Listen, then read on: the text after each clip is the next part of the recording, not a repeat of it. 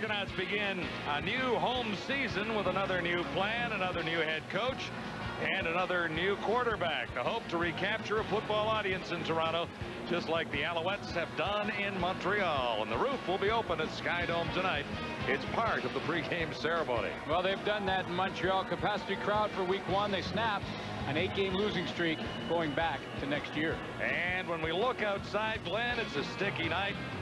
34 degrees. And there will be a slight breeze at 13 kilometers per hour. Gary Echeverry started his CFL coaching career in 1997 here in Toronto as an assistant. 6 years later, he's their head coach with a new mission: bring back a winning tradition. And Don Matthews makes his return to Canadian football after his stunning dismissal by the Eskimos just prior to last season. The Montreal Alouettes are Matthews' 6th CFL team as a head coach. The Alouettes have a new plan. They're going to throw the ball all night long, according to everyone who has watched them perform in preseason and in that first game against the BC Lions. Yeah, there's no question Don Matthews has handed the team to Anthony Calvillo. It was his team last year, but it was his team along with Mike Pringle. Well, this year, Calvillo has the reins all by himself. And Terry Baker is back for another year. He was the all-Canadian punter last year in the CFL, averaging 46 yards per punt. A newcomer, Marcellus Turner, along with Jeff Johnson, back for the opening kickoff. And this is Turner, not across the 25, spinning to about the 30-yard line, and he's dropped right there. Ex-Alouette Stanley Jackson will get to start against his old team. He was an Alouette last year, came over and joined the Argonauts partway through the season. Did not see much playing time behind Kerwin Bell. So the numbers for Jackson from his debut as the Argo starter last week against the Blue Bombers. We will see Michael Bishop in this game. The Argonauts begin right on the 30-yard line. Jackson with a good arm, fires over the middle, and no catch at the 50-yard line. As Glenn said, Michael Bishop will see duty as well. All-star Daryl Mitchell and ex-Alouette Tyree Davis are the keys to Toronto's passing game.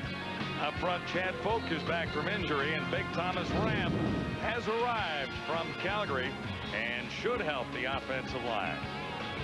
Tyree Davis obviously wanting to have a big game with his new team because he's playing against his old team. Tyree Davis in Montreal last year, so he'll be against Wayne Shaw, who played with Toronto last year. There you go. It's a reversal of last season. Tyree Davis made the catch, both one tackle. Flag is down in the Argonaut backfield, and Jackson is down as well. And Filion is in the neighborhood looking a little bit guilty. Take another look at this play. Stanley Jackson drops back, throws this ball on time, and you can see it was Filion. Roughing the passer, Montreal 75. First down. Call. He went right down on the knees of Stanley Jackson. Of course, he's bracing those knees to make the throw. So that's a tough situation for a quarterback to be in. That's where you get hurt. And as promised, we told you you'd see Michael Bishop in the lineup tonight, but we didn't expect it quite this soon. It wasn't if there was going to be any kind of an injury situation for Stanley Jackson.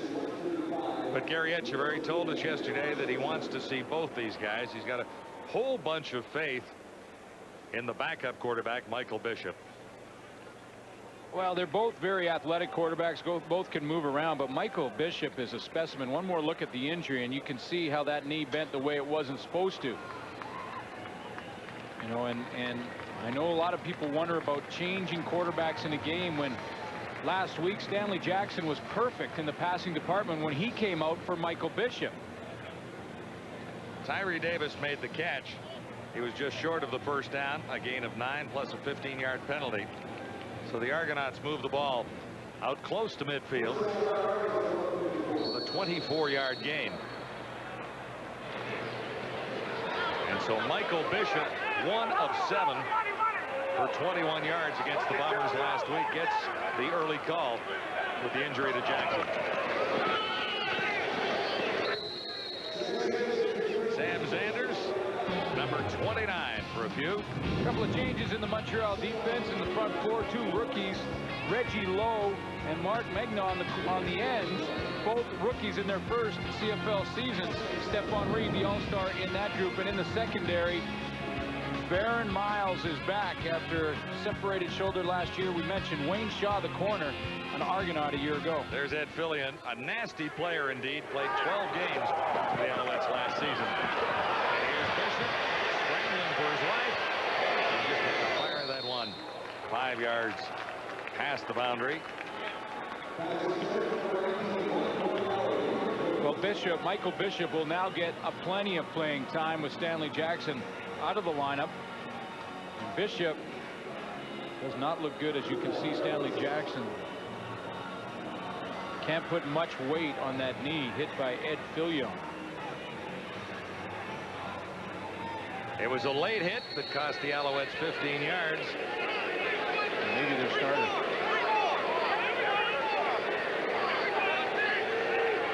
Deep for the Alouettes. Keith Stokes standing back at his 10. Watch him. Ray Fontaine left foots it right down to the 2-yard line. Stokes is a speedy receiver, well surrounded by Argonauts and trapped inside the 4. Solid special teams coverage by the Argonauts, and the Alouettes will begin with their first possession inside the 5-yard line. Home of Canada's greats, brought to you by your local neighborhood home hardware and home building center. Help is close to home. Tonight, Canadian football legend Terry Evanson.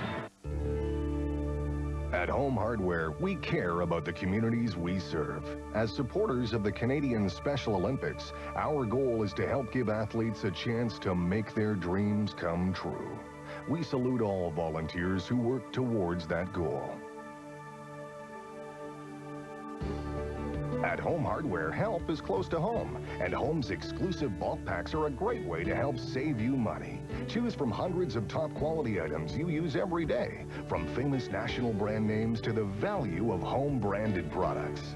Visit your local Home Hardware or Home Building Center for great day-to-day bulk pack prices and save. Home Hardware, help is close to home. Terry Evanson played 14 seasons in the CFL. The brilliant receiver played in Montreal, Calgary, Hamilton, and Toronto, catching 600 passes for 9,697 yards. His 80 touchdowns are 3rd most in CFL history. The 6-time divisional All-Star won 2 Shenley Awards for Most Outstanding Canadian. Evanson was voted into the Canadian Football Hall of Fame in 1984. Go to Home Hardware for your chance to win a VIP trip to the big game in November. Home Hardware, where help is close to home.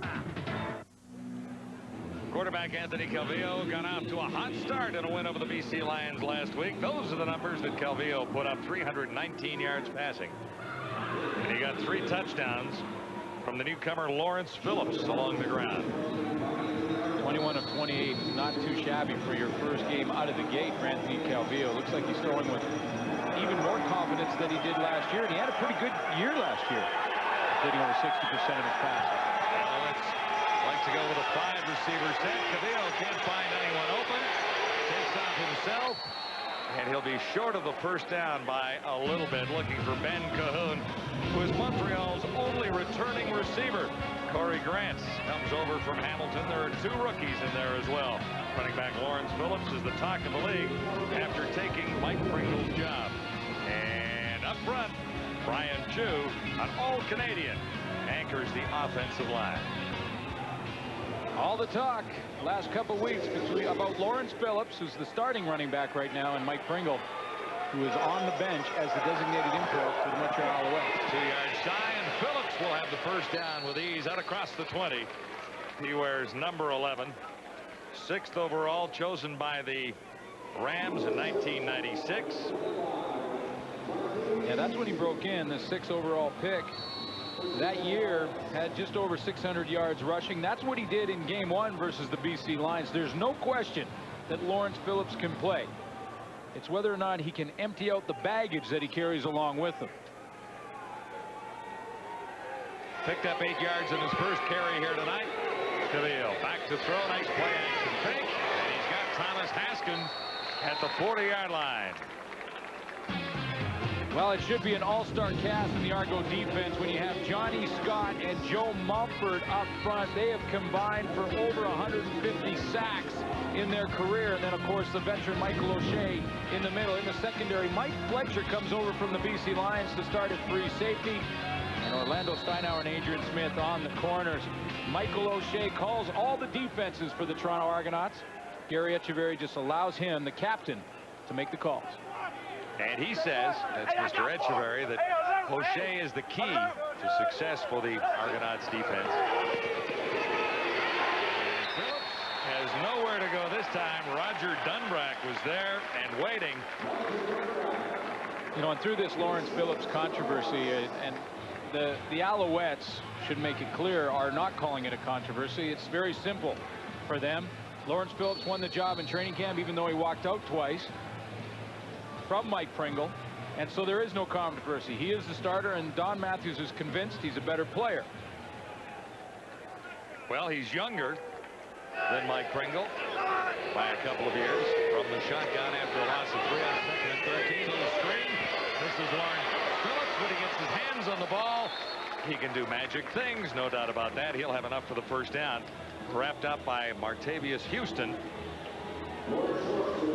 So yeah, try and get him the ball as often as they can. You know, when you look through his career, he had some problems with the Rams, off-field stuff. They let go of him. Same thing in Miami, San Francisco. Not a whole lot different. He was 8 games there in '99. Then went over to NFL Europe and was pretty much kept his nose clean in Barcelona for the entire season. Player of the year over there, right? Yeah. 5 receivers set. The snap gets by Calvillo. Dunbrack is there again. Can't make the tackle. Calvillo still standing. Fires the long one. Cahoon makes the catch. No, he doesn't. Had it in his hands, and he dropped it. Clifford Ivory was with Cahoon all the way. And what a week he had in week 1. He should have had that one, too. Well, first of all, it's really amazing that Anthony Calvillo, after this problem on the snap from center from Brian Chew, elects to try and make a play out of this. Most quarterbacks pick that thing up and throw it into row 7. Because this is just get out of this one without too much of a loss. But Calvillo gets outside on Roger Dunbrack and then finds Cahoon, and the ball is right there. He'd normally make that catch. 2nd and 10, Alouettes. Swing pass near side. Nowhere to go. That's the newcomer, Bobby Newcomb, out of Nebraska. You know, in the meantime, throughout this entire process, Hall of Famer Mike Pringle quietly sits on the bench, and there's some pretty impressive numbers in Mike Pringle's career. No question, he has been the most dominant running back to come into the Canadian Football League in the last 20 years. And we've seen some great ones, Glenn, but this guy has chugged along through all of the seasons that he's been around. You know, and I know a lot of people will still say George Reed was the best, but you can make an argument that Mike Pringle is the best all time. He's done in basically 7 years as a starter what George Reed did in, how many did he play? 19, 18? Almost blocked. In fact, it is tipped by Ivory. Loose ball down there. It ends up in the hands of the Alouettes. There are flags down in the field. Terry Baker's first punt of the evening is tipped. And we'll sort out all the penalties when we return to Skydome. It's Wendy's CFL Live. And what did you do this weekend? I called this girl, but the line was busy. Gary? Matt? I went to Wendy's for lunch. Well, I see the hamburgers on TV and they look good. I ordered a classic double with cheese. Call me crazy, but I think they made it just for me. Hot, juicy, it tasted great. And when I finished, I felt good. And I liked that feeling. Bravo! Sure. Wendy's Classic Double with cheese. And now Wendy's pickup windows open late so you can eat great even late. If you happen to see even more people in Moores these days, it's because right now we're having our summer sale, which means you'll find suits starting at $130, sport coats at $100, as well as casual wear, slacks, shoes, and outerwear at big savings. After all, while there may be a lot of places having sales this summer, we think you'll find what we have to offer will suit you the best. Well made, well priced, well dressed. Moores.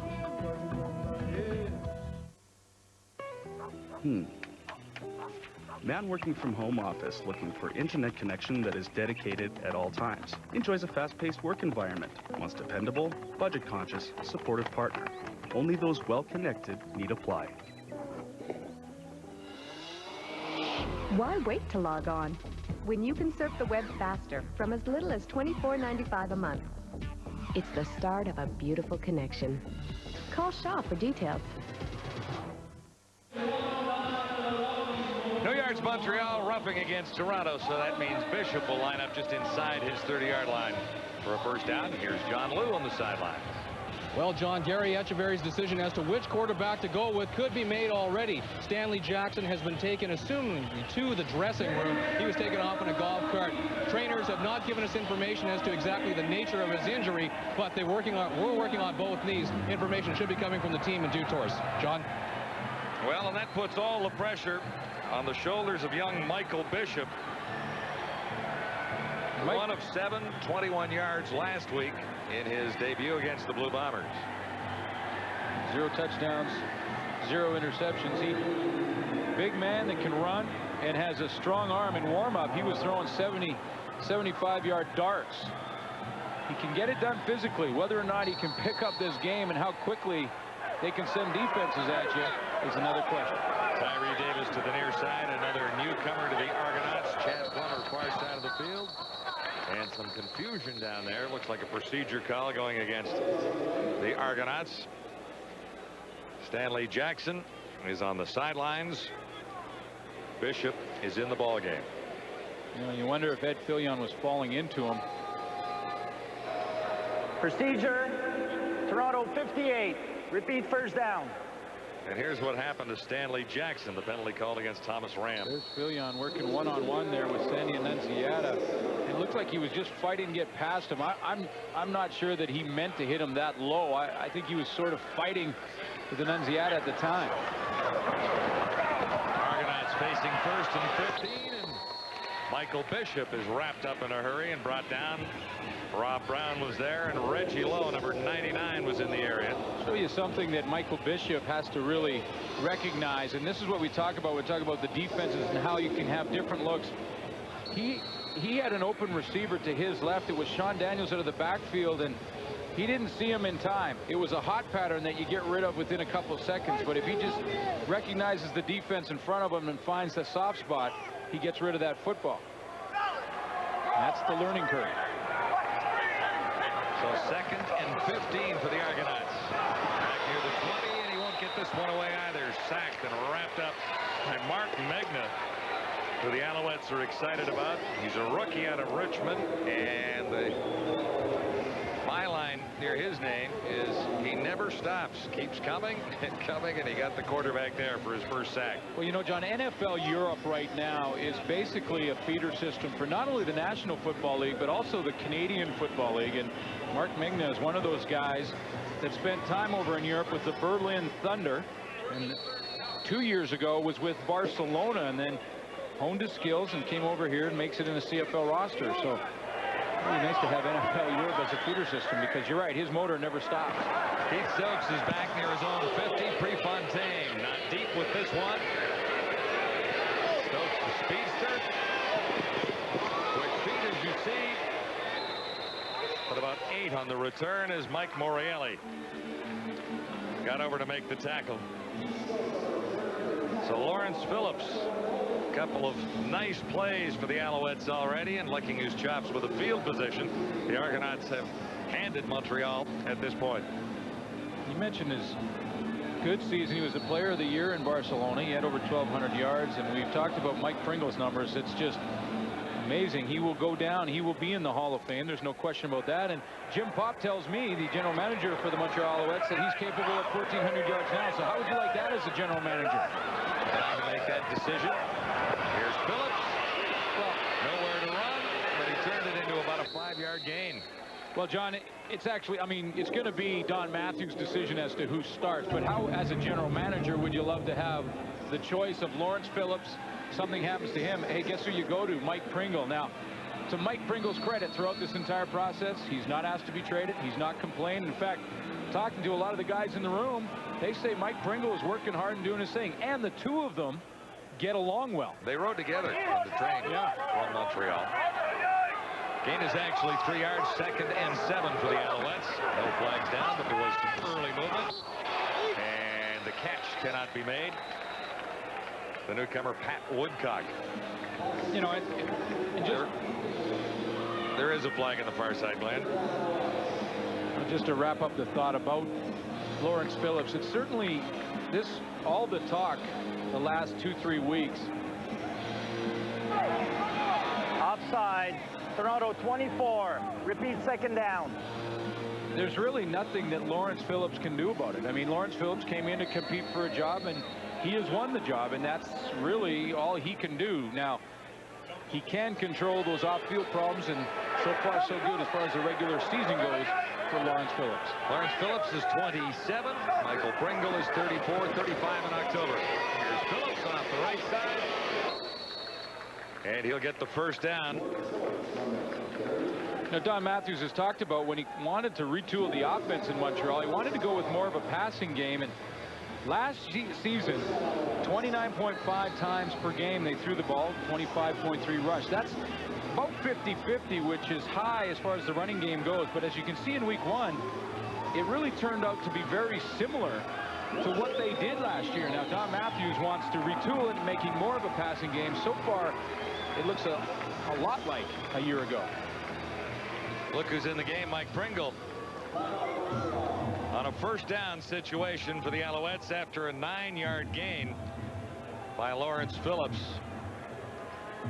His 4th carry. He has 17 yards so far in the first quarter.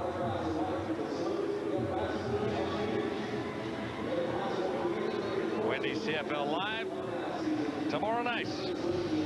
Live from Commonwealth in Edmonton. 2nd game for those Ottawa Renegades. They'll go against the Eskimos. Ottawa looking for win 1, Edmonton for win number 2. Yeah, they got a good start against Calgary Stampeders, their first game of the season. So nice matchup. A good showing by the Ottawa Renegades, who pushed the Saskatchewan Roughriders right to the limit. In fact, went to overtime. 5 receivers set for the Alouettes on first down. It's Pringle. Gets a chance. His first carry of the ball game, and Mike Pringle gets more than halfway to a first down. And this is why, John, this is a good problem for the Montreal Alouettes. Lawrence Phillips goes to the bench for a few plays, and look who comes out, Hall of Famer Mike Pringle. Rips off almost 10 yards. You know, and the people that are big fans of the league will say, you know, Mike Pringle is close to George Reed's all-time records, and you know, if he can't do it here, why can't he do it somewhere else? Montreal doesn't want that. Head down. He'll have the first down. 8 yards on his first carry, about 5 there. Michael Fletcher. And Montreal should be selfish when it comes to that, and do whatever they have to make the best team they can. And they've done that by having both Pringle and Phillips on the sideline. That's what I'm talking about, how close Pringle is to George Reed. Well, there's still a ways to go, Glenn, when you do the math on that. Well, 2 good seasons to get there, right? Basically, he's averaged around 1,700 yards per year. He needs about 1,200 per year to do it in 2 years. So if he gets 1,400, he's about 3/4 of the way through 2004. Gavillo puts it up this time. Calhoun made the catch. He'll have the first down. Penalty flag down inside the 10-yard line. Ben Cahoon, 9 receptions, 136 yards last week.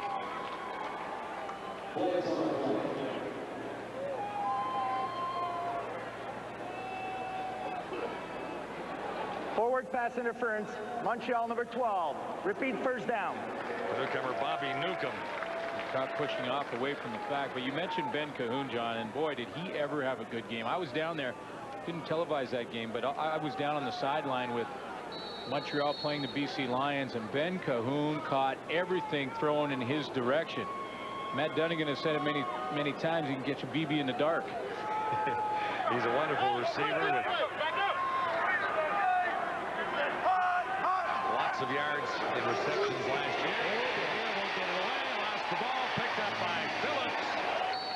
And he's wrapped up as well. So this will be second down and a whole bunch back at the 40.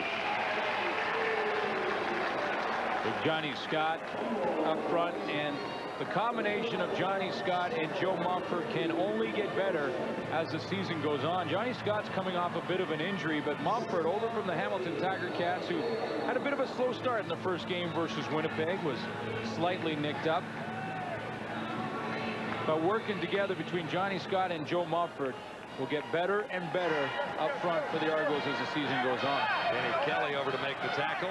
Now, second down and a pile for the Alouettes. Cavillo stands back over the middle. Cahoon made the catch and paid for it at the 25. Mike Fletcher made the stop.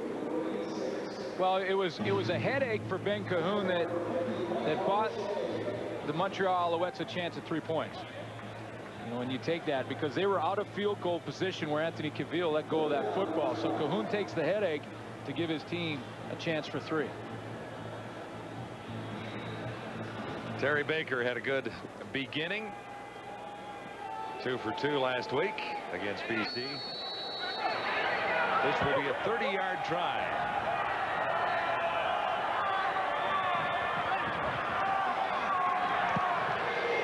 Smooth Terry Baker.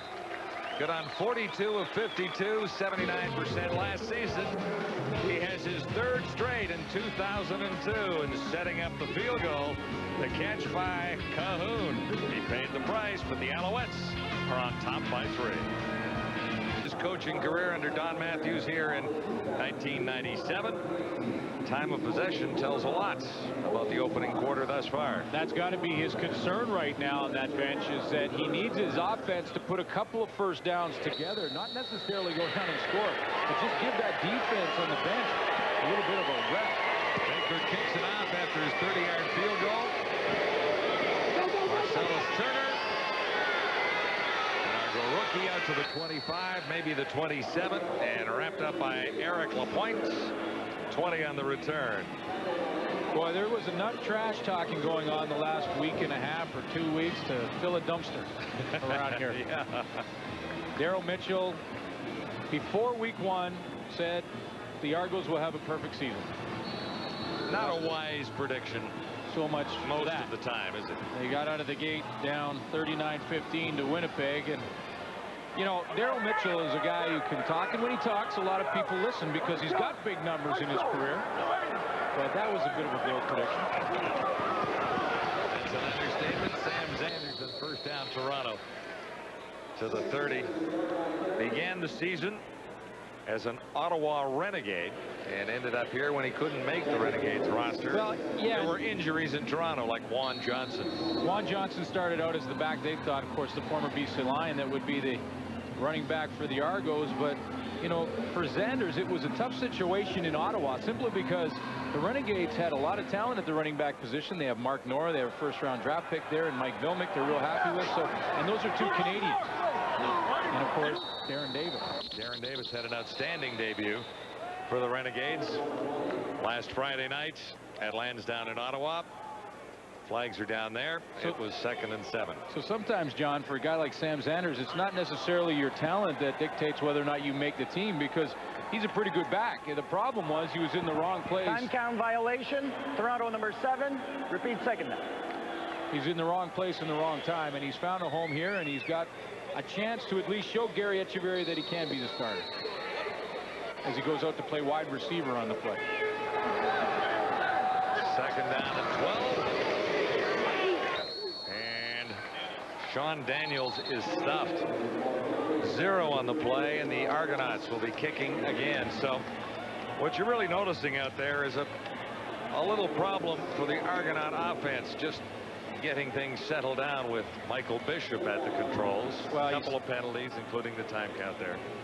Michael Bishop is going to see linebackers moving everywhere, secondary blitzes. He's going to see the whole package from Montreal, because the Alouettes know one thing. He hasn't seen much as far as Canadian Football League defenses go. And another 2 or what was it, 3 and out for the Argos. Prefontaine back at his 10. Waiting for it. Keith Stokes. He's got it at the 35. He's scary. Like right there. Still standing is as he crosses midfield and finally surrounded by Argonauts at the Toronto 50. Nice return by Keith Stokes, covering 23 yards. Come on, we're going car shopping. In Dublin, Ohio, home of Wendy's, things are looking up. One reason is Wendy's Super Value Menu. Junior bacon cheeseburgers, drinks, fries, all just $1.39 each. So we have money left for the things we need. Get a grip. Wendy's, it's better here. Sport Tech is the hottest store for summer sports gear. It's where you'll find a great selection of bikes, golf equipment, inline, skateboards, and more. Check out the hot savings at Sport Tech, Canada's choice for sports. Back to the Argonaut first down. Cavillo back to throw, and that one was tipped. Oh. Johnny Scott got some pressure on Anthony Calvillo, or Lawrence Phillips is doing whatever touchdown dance he does. We saw it 3 times last week versus BC, but Lawrence Phillips went in behind coverage down the seam and was wide open. Roger Dunbrack was also in, applying a little pressure to the Montreal quarterback, who's faced a bit of it in the early going here tonight. Final 4 seconds of the opening quarter, with the Alouettes on top by 3 from a 30-yard Terry Baker field goal. This should be the final play of the opening quarter. More pressure on Cavillo. He's down again. Loose ball. The Argonauts have the opportunity if they can hang on. This is Dunbrack. Roger Dunbrack is down to the 32. Joe Montford made the big strip. We've seen it a bunch of times. Joe Montford led the league in forced fumbles last year for Hamilton. He gets one here. Dunbrack picks up the fumble. And if the Argonauts are going to have success, the defense is really going to have to hold this football team in the early going of football games. Dunbrack is the hero right here as he picks it up after Montford strips it. And the Argonauts are in good shape to begin the second quarter. Welcome back to the Wendy's CFL Live studio. Big opportunity for the Argonauts as we get ready for the beginning of the second quarter. Big story in the first quarter, obviously, Stanley Jackson, the starting quarterback for Toronto, going down with what appears to be a knee injury. So now Michael Bishop, the rookie, his feet are being put to the fire, Manny. Yes, without question. It's very unfortunate, but the quarterback controversy, not so much a controversy, but the quarterback situation is kind of taking care of itself. Stanley Jackson goes down with what looks like an MCL injury by a good solid play on the inside, and that's unfortunate. First series, now Michael Bishop comes into play, and he's on the bench. Now he's under fire, and his eyes aren't right from the get-go. He's looking at that defensive line, putting some heavy pressure on him here, and you can see that his eyes just aren't where they need to be. Michael Bishop's going to be a long night for him if he doesn't get his eyes right. And there's a young man on the sidelines by the name of Matt Cannon from southern Utah that has now got a big lump in his throat, Chris, because he started as #3 quarterback. He's now #2, 1 play away from playing this game. You think he's a little bit nervous, don't you? Yeah. Well, I tell you, my #1 observation was all of a sudden you saw Mike Pringle at the midpoint of the first quarter. I was very surprised because I thought for sure Lawrence Phillips would have the vast majority of the plays. But then all of a sudden it dawned on me. Makes a lot of sense, because if there's one thing Don Matthews will do, he will slightly or almost subconsciously threaten your job. Now you have 2 running backs that are competing against each other, and you could tell Mike Pringle was into this, because a couple times, what did he do after those runs? He looked right at the sidelines, Jock. I thought it was a smart move. Indeed. Well, I'm going to roll a little Montreal running play of my own here, and this is going to be indicative, I think, of the new attitude of Anthony Calvillo. First of all, can't say enough about Phillips here. 1 spin move, 2 spin moves, takes a loss into a game. But there goes Calvillo up the field, throwing a block. Now, that is something you cannot coach. You cannot demand of your players. I think Calvillo is strutting his stuff this year, and this is an attitude that shows right there. Well, let's see if the Argos can take advantage of the Calvillo turnover. Back to Skydome. Here are the numbers as we get set to bring you the second quarter from Skydome. 1 first down in a quarter, and your defense is going to get very, very tired in a hurry. Time of possession definitely favoring the Alouettes, but Montreal has just 3 points on the scoreboard.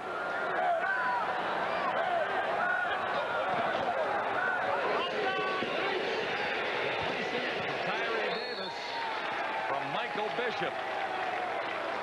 Well, and that's a good call from Michael Bishop. That's a safe throw. Quick throw to the sideline on the short side of the field. Michael Bishop had the ball in the hash mark. He's going to make that throw. It's only about a 25-yard throw to get it out there to Tyree Davis, give him some confidence, move the chains, get that first down. Nifty little 12-yard gain for Bishop and the Argonauts.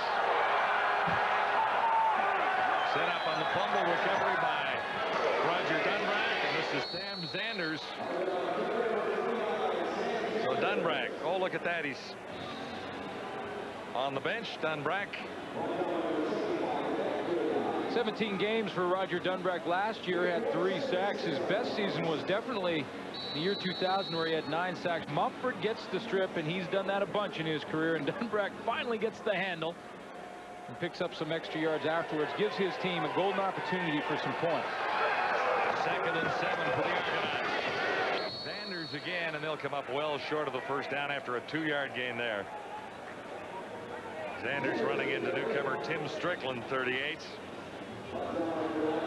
Michael Jenkins was in that running back spot last year, and the All-Canadian at that position. Trying out in the National Football League in Houston. And I talked to Jenkins on the sideline, said he's doing pretty well down there. So Sanders gets the chance to play and prove he can be a starter. Noel Prefontaine was the punter for the Argonauts last season. This year, he gets double duty. And he left foots that one through to get even with Terry Baker. Both field goal kickers 1 for 1 in a 3-3 game at Skydome. It's the Argonauts' home opener tonight against Montreal. You don't see Gary Etcheverry without a pencil behind his ear very often, do you? Debuting as the Argos head coach in their home opener tonight. John? Well, this home opener is going to be a very important one, John. They've had a tough time with home openers the last 4 years. They've dropped them all. And incidentally, the last 3 have come at the hands of the Montreal Alouettes. It's been a combined score of 87-21. So this history's against them. They need this one in a big way. Stokes returning for the Alouettes after the Argonaut field goal, wrapped up at the 32. Jeff Johnson leading the Argo tacklers.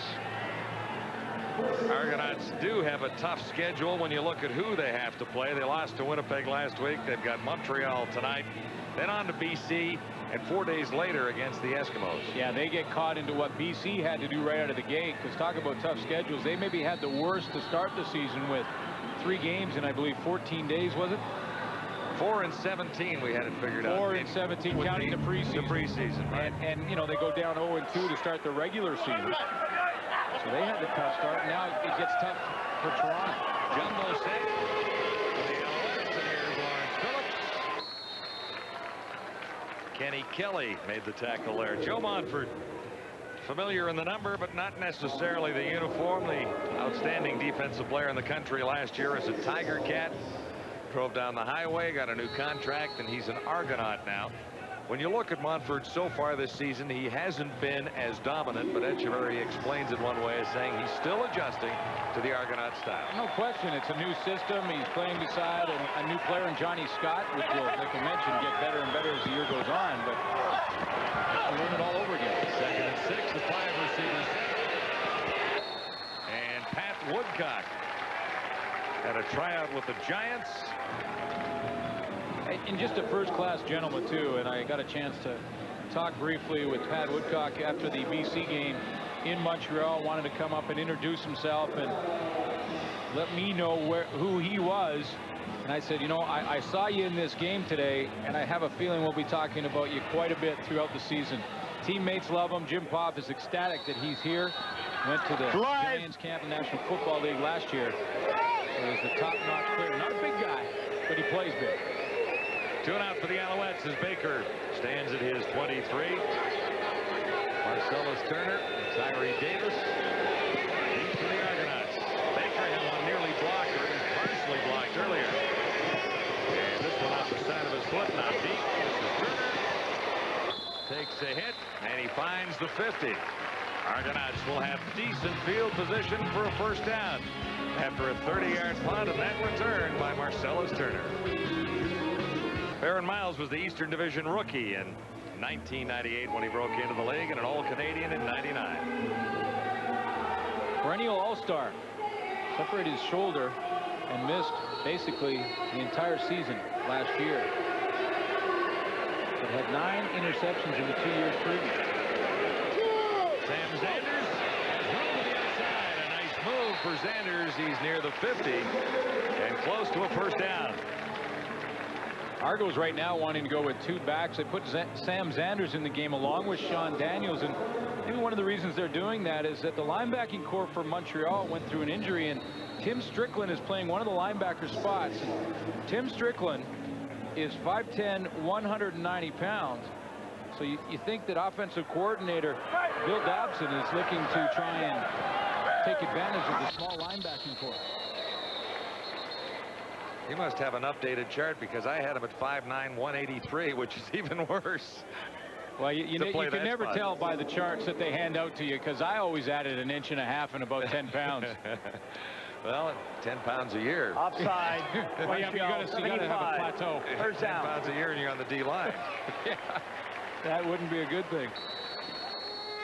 Ed Fillion was offside there.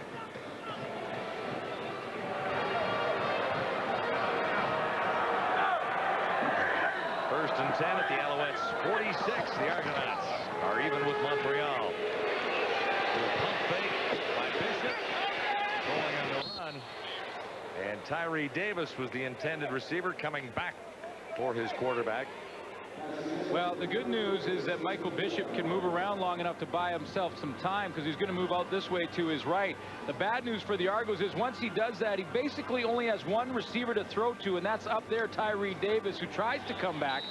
Bishop one-hops it to him. But once you are flushed out of the pocket like that as the quarterback, you basically limit your options to 1 or maybe 2 receivers at best. Tyree Davis, a free agent arriving from Montreal. This is to him. He comes back to make it. And after the catch, there is nowhere to go. Wrapped up by Perry Carter. Tyree Davis needed about 3 blocks to make that work, and he only had 1 guy to help him out, and that was Daryl Mitchell. Daryl Mitchell tried to pick 1 guy up, but Mitchell goes out. He's the only guy that can really help him out on the blocking.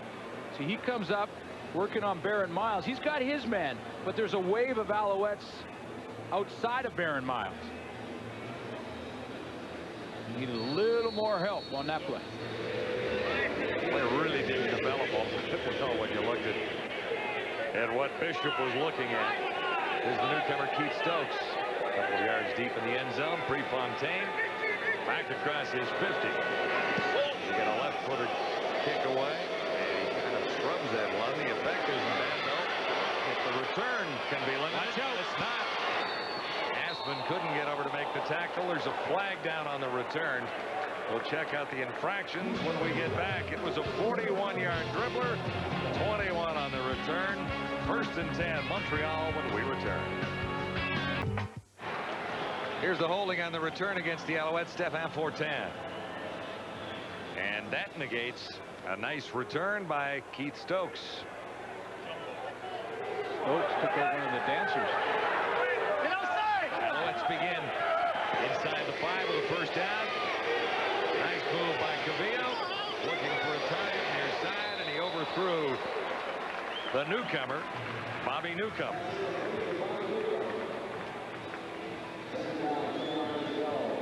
Anthony Calvillo moving the pocket around offensively, working in play action, and trying to make the Argonauts that defense on the run so that Joe Montfort doesn't have the straight pass rush lane to get to Anthony Calvillo.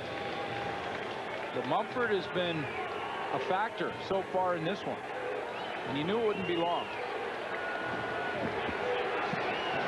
5 receivers set for the Alouettes, looking at 2nd and 10 inside the 5.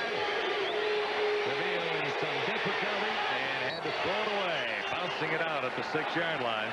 And guess who was coming again? Joe Montfort. Well, Montfort did a nice job of adjusting his angle on the fly. Once he came up the field, watch how he hides in the blitz. He's trying to disguise that. Now watch his angle here. Now puts on the brakes, adjusts his angle again to go more on a lateral position so that Calvillo can't get the corner on him.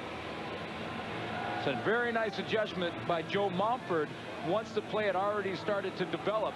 96 quarterback sacks in the last 4 seasons, 21.5 a year. How about that? Marcellus Turner standing back near midfield.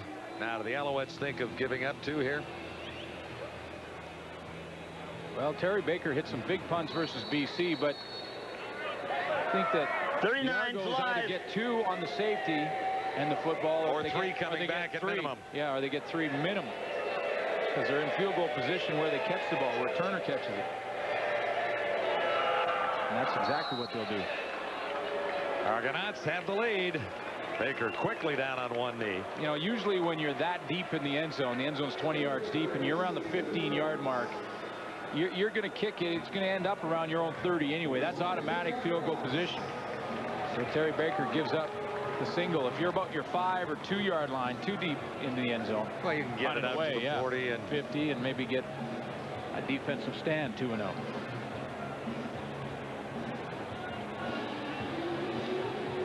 Around 9 minutes till halftime. The Argonauts have the lead, 5-3. A few moments in this one already. Dunbrack's return to set up the field goal for Toronto. Great night for football. Nice night to be on the sidelines, John. Well, I'm here with Michael Jenkins, the recipient of the 2001 John Candy Memorial Award as the Argos MVP. And Michael, back in the city where you made a big splash, you got some kind of mixed feelings about being here again? You know, it's great to be here to visit. It's great to be here to visit. You know, it's just wonderful what they're doing.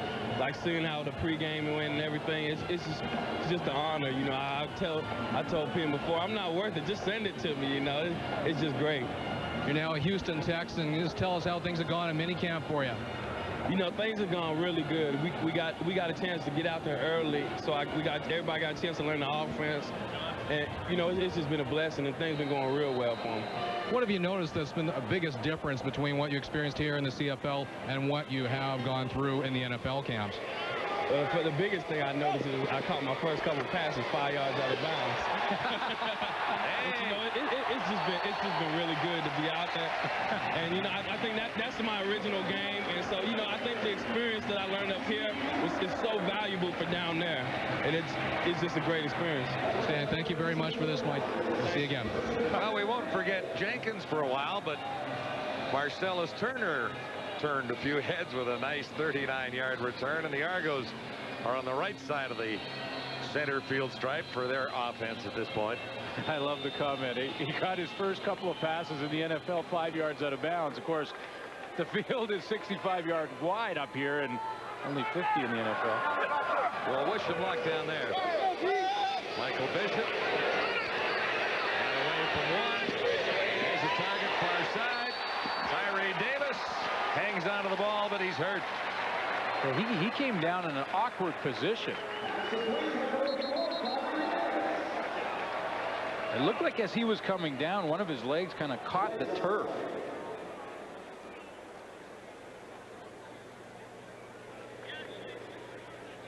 Argonauts have already lost Stanley Jackson tonight. Illegal contact to the on right the of your receiver. screen. Montreal number 8. Montreal's going to get the penalty. Talked about that flag. Watch as Tyree Davis, his left leg gets caught and then drags. And that's the knee he grabbed immediately. That's the good news. He's going right back to the huddle. Tyree Davis over from the Montreal Alouettes. Nice year last year, wasn't it? 4 seasons in Montreal. Had a great season last year. And these are his numbers over the 4 years in Montreal. 9 touchdowns. 874 of those last year.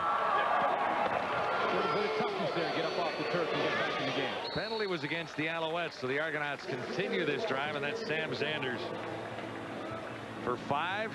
You know, and it's important to have Tyree Davis in this lineup for the Argos simply because you need to find some help for Daryl Mitchell. And more importantly, you need to find a guy that can stretch the defense, and that means he has to have speed. Get the defensive backs in their back pedal, get them back so that you can open up the area underneath to Daryl Mitchell and your teammates. And Tyree Davis certainly can do that and showed a bit of toughness there as well. And good play to make the catch in front of Wayne Shaw, who is very close. 2nd and 5. Here's the ability athletically for Michael Bishop we talked about. Down to the 15. One of the things Echeverry did have to say yesterday, that this guy was one of the real surprises because of incredible athletic ability. Well, yeah, and he's going to take off outside to the left. Nice block at the point of attack. The turnaround, I believe it was Ed Fillion, and that opens up the outside for Michael Bishop. And again, he's a big, strong running back. A little bit like old Reggie Slack, but maybe with more speed. Argonauts first down at the 50. Ball is lost. Sanders can't come up with it, and then Bishop dives into the pile. Who's got the ball? You know, like the quarterback got it back. John, I mentioned NFL Europe and how it's become a feeder system for both leagues in a lot of ways. And Michael Bishop was another guy who spent time in NFL Europe with Frankfurt last year. And while he was in Europe, he rushed for close to 8 yards per carry. That was his average, and we saw what he can do when he uses his legs. Loss of a couple. Argonauts look at second and 12. John Daniels turns the corner. He'll get the first down out near the 4. Sometimes draw plays will surprise a defense, and sometimes if a draw play works, it's because it's well blocked. And I believe this was a ladder on this one, because this is well blocked up front. Dwayne Morgan right here at the top of your screen. He has the nice kick down block there, and that gets Sean Daniels to the outside, and then he just lowers his shoulder on Perry Carter.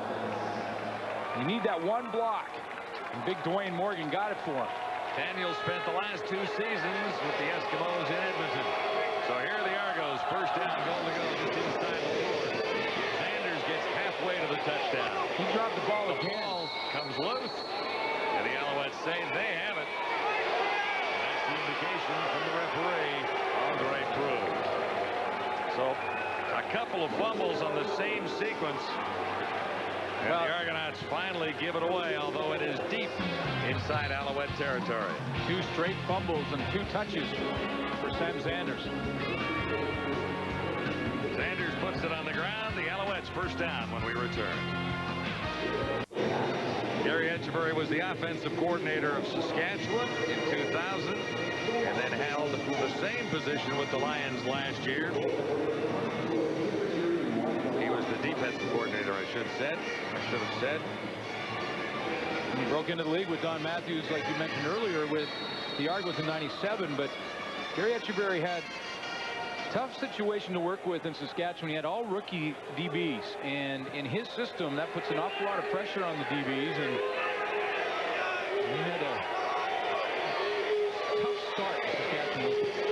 Cahoon out near the 15. That'll be enough for a first down.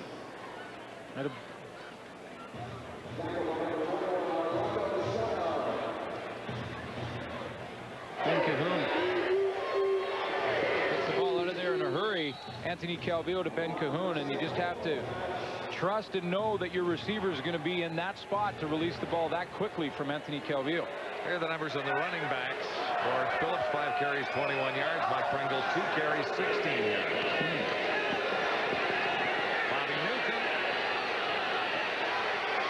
Nice run after the catch as Newcomb takes it back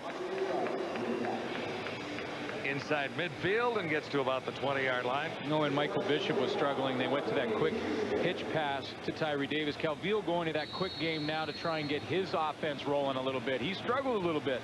And give full credit to the Argonaut defense. 5 receivers set for Calvillo on 2nd and 5. Time to throw. He's got Phillips sliding out of the backfield. And Houston had him tied up. Martavius Houston had him cornered. There was nowhere to go. Dunbrack came in and helped out in bringing down Lawrence Phillips. And now Calvillo will go with the hurry-up offense and try and get him lined up, call the play on the line of scrimmage. Martavius Houston, where are they happy to have him back? He went and tried out the Redskins last year, and again, another situation where politics came into it. Apparently he had a very good camp. Phillips had it up for the first down on the reception. This is Newcomb near side. Away from 1, away from 2. And finally brought down after he gained the first down near the 40. So receivers catch that little hitch pass to the outside like Bobby Newcomb does. It's almost that they don't have to break tackles. They just have to be patient and let the tacklers kind of go by them. You remember Top Gun?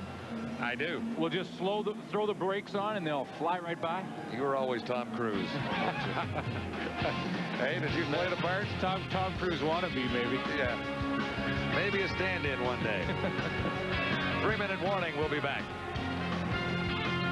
At the Coors Light Brewing Company, we employ a highly sophisticated field research team that's committed to bringing you an ice-cold, easy drinking taste.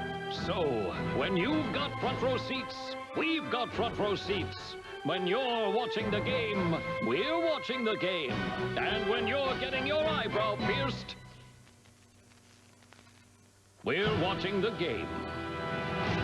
Coors Light, why not take a silver bullet for the team?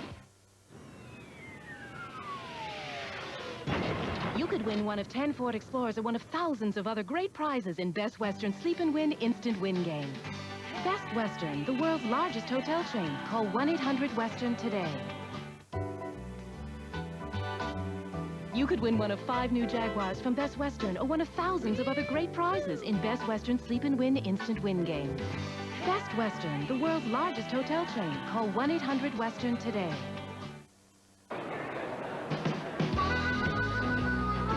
When you run to Rona, you're buying more than our hardware and building materials.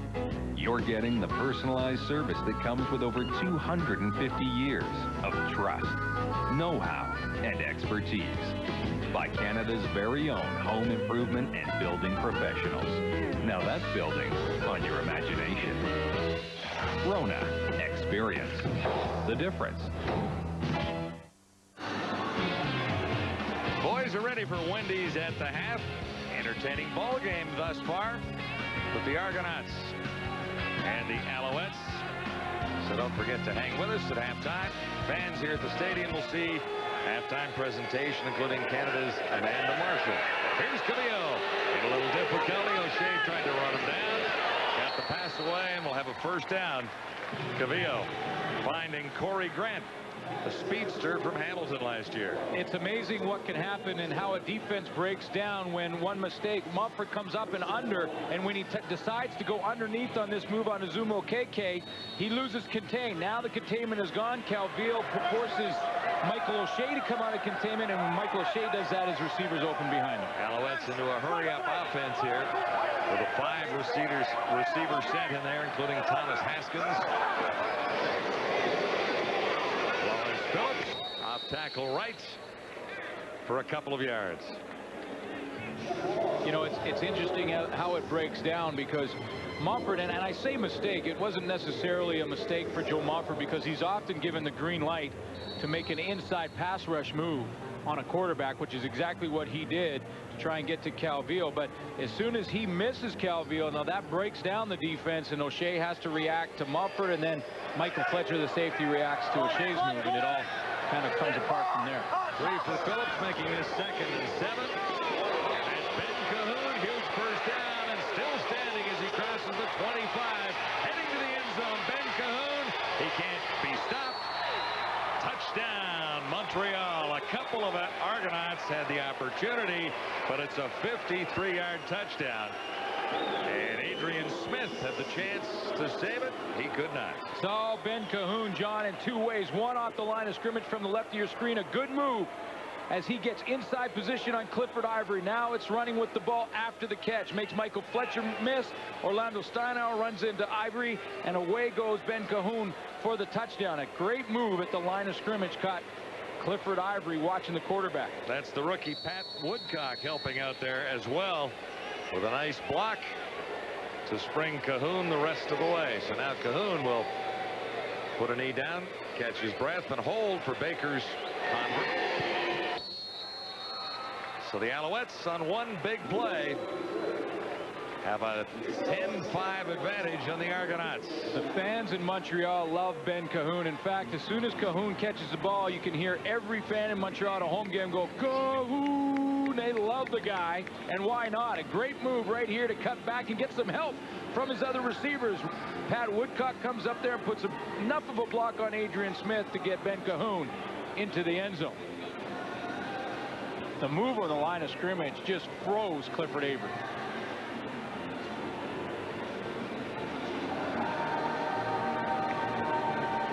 Over 800 yards last year for Ben Cahoon. Had a 1,000-yard season in 2000. There's the drive. It took only 7 plays to travel 107 yards, and that happens when the touchdown run is 53. Now Michael Bishop still has time with 1:50 left in this half to come back and put a drive together of his own. Maybe match it with a field goal. However, you know Michael Bishop hasn't taken a whole lot of reps in the hurry-up offense, at least not in game action. Excellent drive for the Alouettes after the turnover. 7 yards after Sam Sanders fumbled the ball deep in Montreal territory. At the 3, this is Marcellus Turner.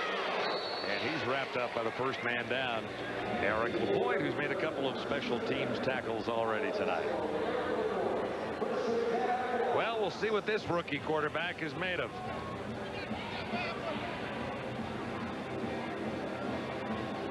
What a move by Ben Cahoon, and he's really, you know, every year a receiver has to find a way to improve his game. Cahoon's always had good speed and always had very solid hands, and now he's working on running in the open field once he catches the ball and gets that much better as a receiver for the Owls. Got the call, and he was tripped up, spilled after a gain of about a yard. So the Argonauts look at 2nd and 9 with 1:40 to go. And if they can't get a first down or 2 on this drive, the Alouettes are going to get the ball back with time. Exactly. And all of a sudden, this Montreal offense has been a little crisper, has it not? Well, it helped them when they went to the hurry-up offense, and that was the difference, because they came out of the huddle and were struggling, and then Calvillo got in the hurry-up and moved it right down the field for the score. Michael Bishop has it tipped at the line, so the Alouettes will have plenty of time to get into scoring position again just prior to the half. So the Alouette defense holds again. I've always liked the way 47 Stephon Reed plays, and Bishop back to the bench too. 53 tackles, 3 sacks, and an interception. Stephon Reed a year ago, and really the veteran in that core now. 8 years of experience for Stephon Reed, and they need that. They made some changes in Montreal on the defensive side of the ball. Prefontaine deep and low. This is Stokes for the Alouettes. Caught by the first guy. He escapes that. Second wave of tacklers bring him down. Led by Kevin Eben. 16 on the return, 49 on the punts. And Ben Cahoon has the first touchdown of the evening. 809 yards last season. Look how 1 touchdown. How open he was on Clifford Ivory. He was about 4 or 5 yards on inside position and down the field on Ivory, and just a tremendous move at the line of scrimmage, froze him. Ivory was in catch up the rest of the way and couldn't catch up.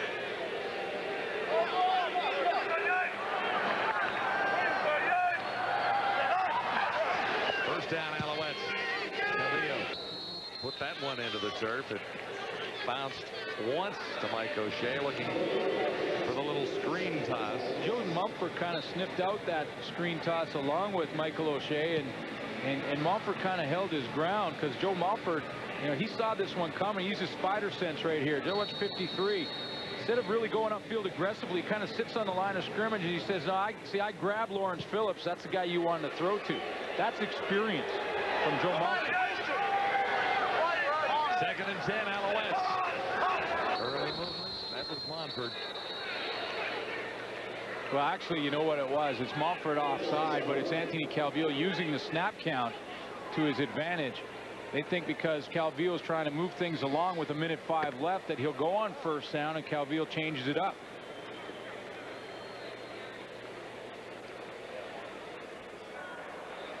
Offside, Toronto 53.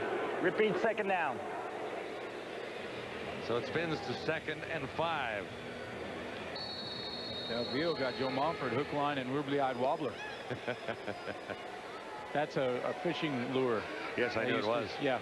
Likely available at Canadian Tire. Yeah, oh yeah. 2nd and 5. Calvillo has his target.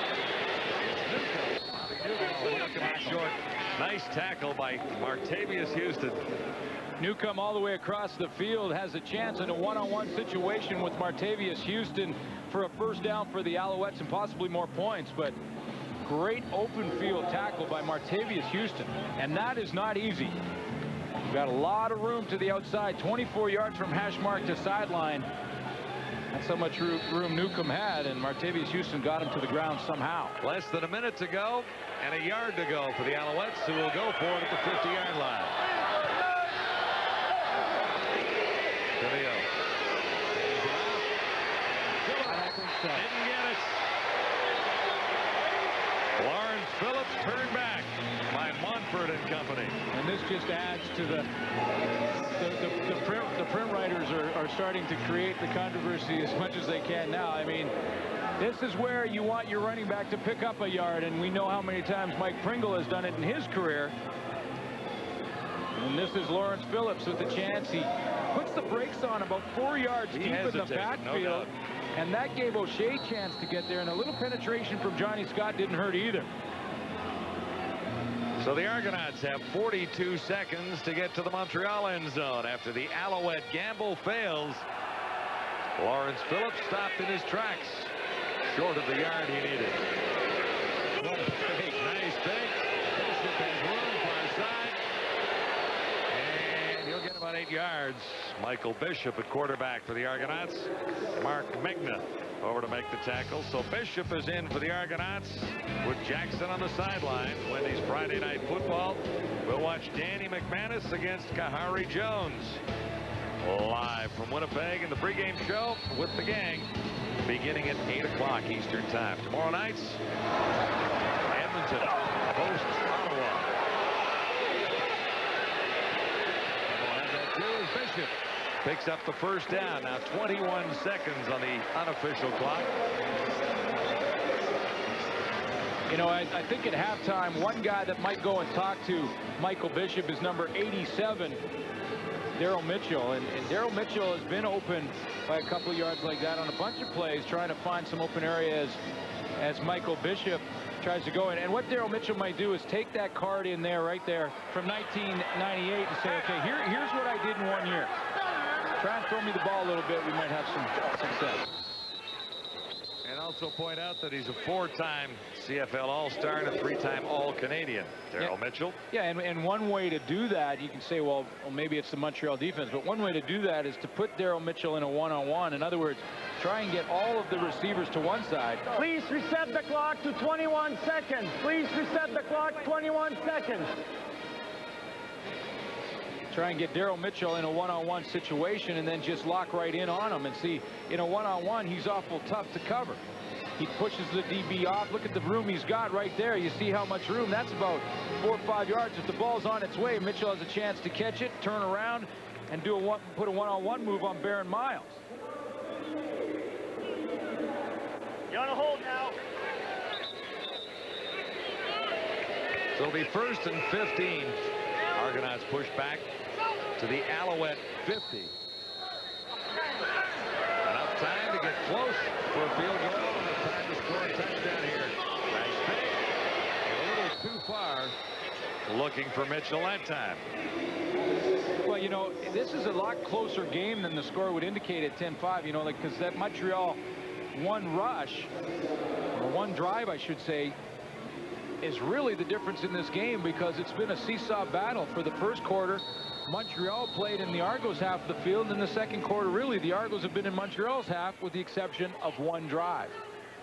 And the one big play to Cahoon. Cahoon for 53 yards and a touchdown. 53 of the 163 Calvillo has thrown in one play. Watch out. Won't get it away. Touchdown. He broke away.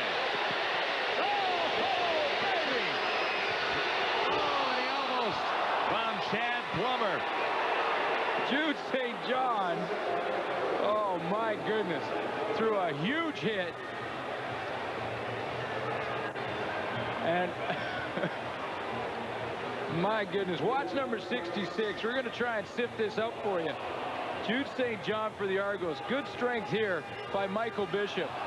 And watch out, Jude St. John is coming back here. Watch this hit.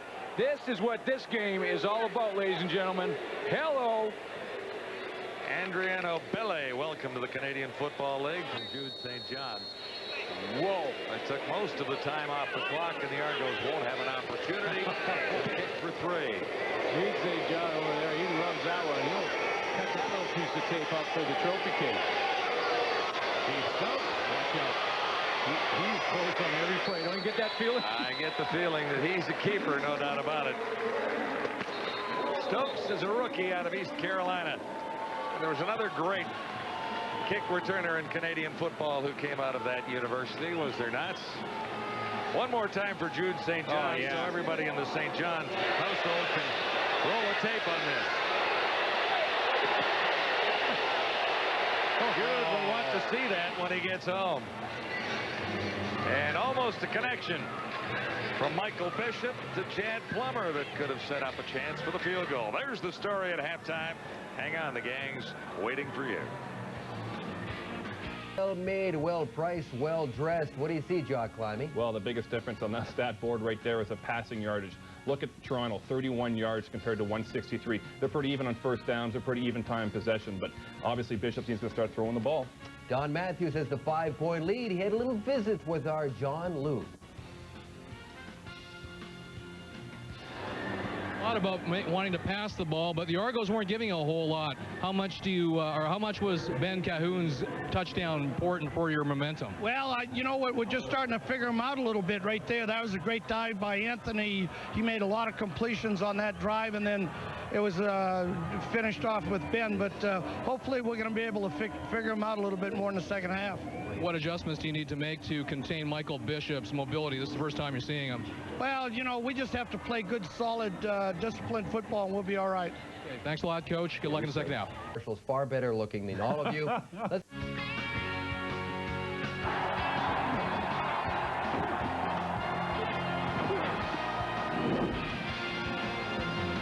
The lid on Skydome is open. It's a perfect night for football. The Argonauts and the Alouettes kicking off the home season of the Argos. An interesting first half, to say the least.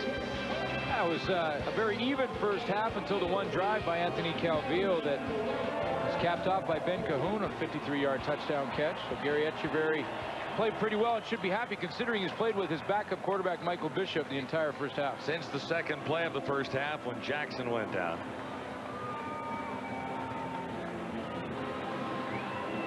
Don Matthews in town with the Montreal Alouettes for the first time, and he coached the Argos on 2 separate occasions. He has the lead. The quarterbacks stack up like this. 3 of 7, only 7 pass attempts by Michael Bishop. Now he did drop back or roll out more than that, however, elected to run with the football, and that's what he'll do until he can figure out this defense that Montreal's thrown at him. And all 3 receptions made by Tyree Davis for the Argonauts. Got to find a way to get Daryl Mitchell involved in that offense as well. Ready for the second half kickoff. Noel Prefontaine. He Stokes, number 6. A couple of electrifying runs so far. There's a flag down on this return already. He's out to the 33 and wrapped up there by a couple of Argonauts. That was what Anthony Calvillo did in the first half with all his possessions. A couple of turnovers. Did have that one drive for a touchdown. Ben Cahoon, 53 yards. And he was in the hurry-up when he had that drive. An illegal block. Montreal 39. First down. Harvey Staples. So the Argonauts will have the Alouettes pinned back at the 10-yard line to begin this first possession. Ben Cahoon very close already in a half of football because of that one play I just mentioned on a 100-yard evening. Alouettes will look at this 5-receiver set much of the season. At least that's the plan for now. Here's Lawrence Phillips. For about 5 out across the 15. Phillips failed in the first half on 3rd and 1. One of the turnovers forced by the Argonauts. You know, when you watch Lawrence Phillips, he's so smooth with the ball. Different style than Mike Pringle. Mike Pringle will rather run over a tackler than around him, whereas Phillips will try and slice by him. Phillips, they both have the ability to do the opposite. In other words, Pringle can go around and Phillips can go through. But if they had their choice, Phillips would try and make a move. 2nd and 5, Pat Woodcock, a newcomer to the near side. Calvillo looks the other way, and now back to to the near side of the field. Calvillo takes off. And he'll have plenty for the first down. A great run by Calvillo. Still standing. What a brilliant run by Anthony Calvillo, who couldn't find a receiver open and took off himself. It's interesting, Lawrence Phillips, everyone was dropping for the Toronto Argonauts, and that's because it was one-on-one pass rush, just 4 rushers for the Argos, and Okeke was blocking up Roger Dunbruck, so he couldn't get in there. Add it all up, Glenn, and this is a 24-yard gain.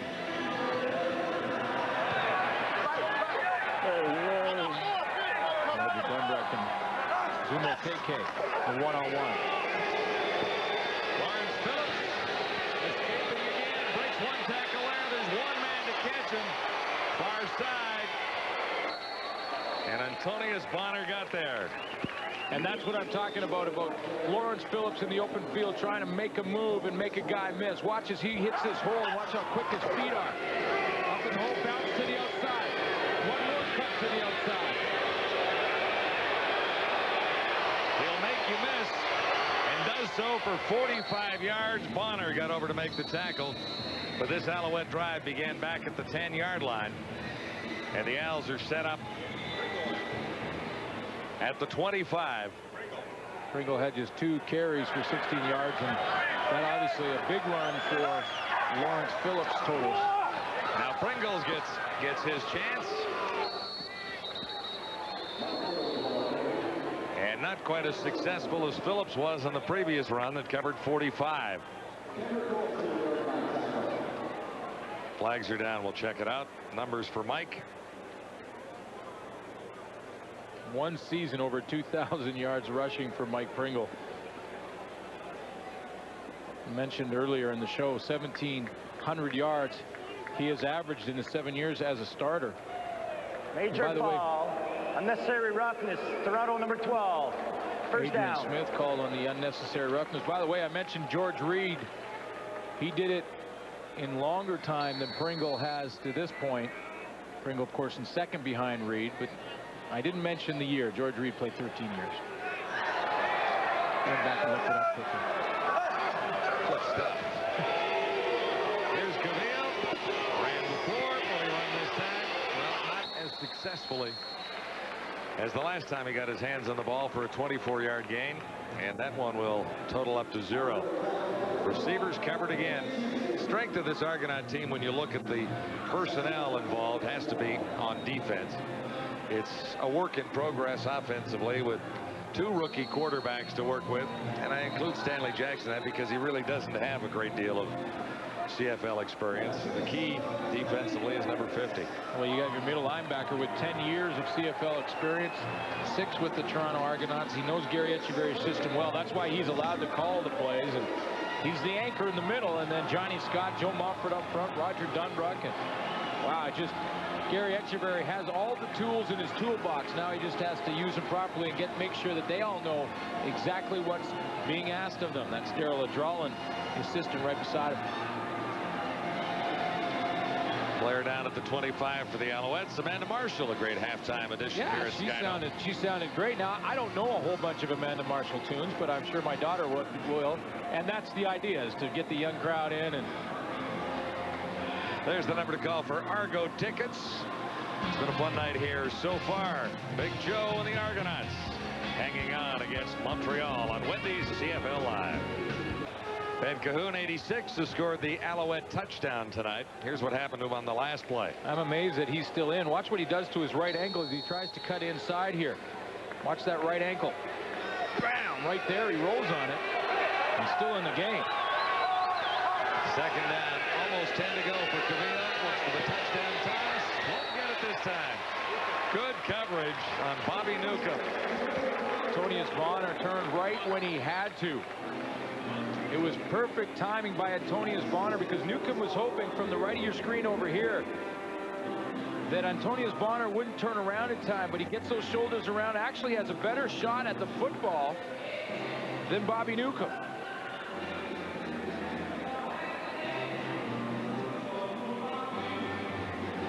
Bobby Charlie Newcomb, a rookie out of Nebraska. He was the starting quarterback there for a couple of years until he got injured. Came back as a receiver and a kick returner. Here's Terry Baker. And the Alouettes have another 3.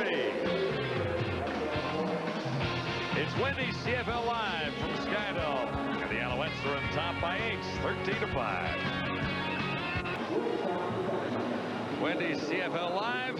Gary Echeverry in a real battle with the Montreal Alouettes here tonight. In his debut on home turf as head coach of the Argos, an 89-yard drive results in an Alouette field goal and increases Montreal's lead to 8. Marcellus Turner. And it's taken by Jeff Johnson.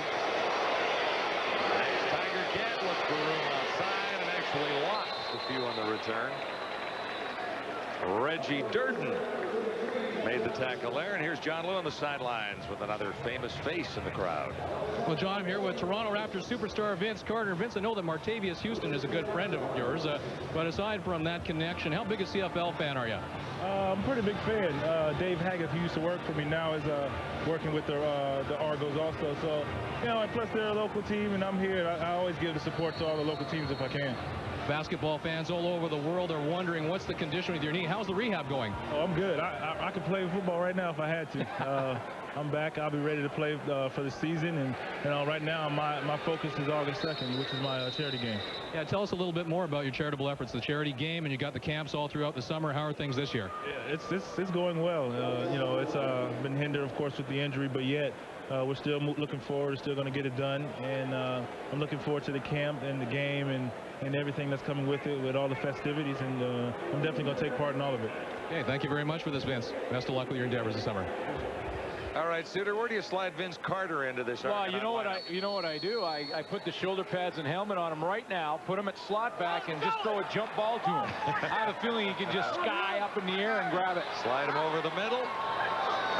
First down and 15. It was a call against the Argonauts, and this running game is not working very well. Sam Sanders, who's fumbled a couple of times tonight. And there have been a couple of bounce passes on this turf tonight. Well, a couple of alley-oops. Argonauts with another injury. That's Sandy Annunziata being tended to down there. Well, Sandy Annunziata down. They do have Thomas Graham here, and they do have John Terry here, signed as free agents after being released from their team, Saskatchewan and Calgary, respectively. But they're not dressed. They're going to have to go with the backup in Corey Annette. Well, Ram is. Ram started, but not John Terry. He just arrived. So, and Ram hasn't been here all that long. Corey Annette, first-round draft pick this year, or last year, I should say, out of Eastern Michigan as a backup. And the head coach is out looking after one of his players and having a peek and drawing up the play that will be necessary to get the Argos out of their zone. Program for the correct answer and play.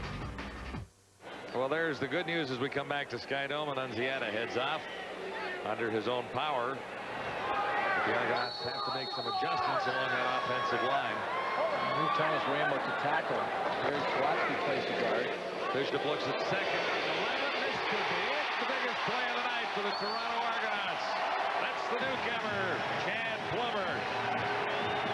And a very accurate throw from Michael Bishop to put just enough air under it. Michael Bishop has a very strong arm, no question about it, but sometimes as quarterback you want to put enough air under it so your receiver can run under it.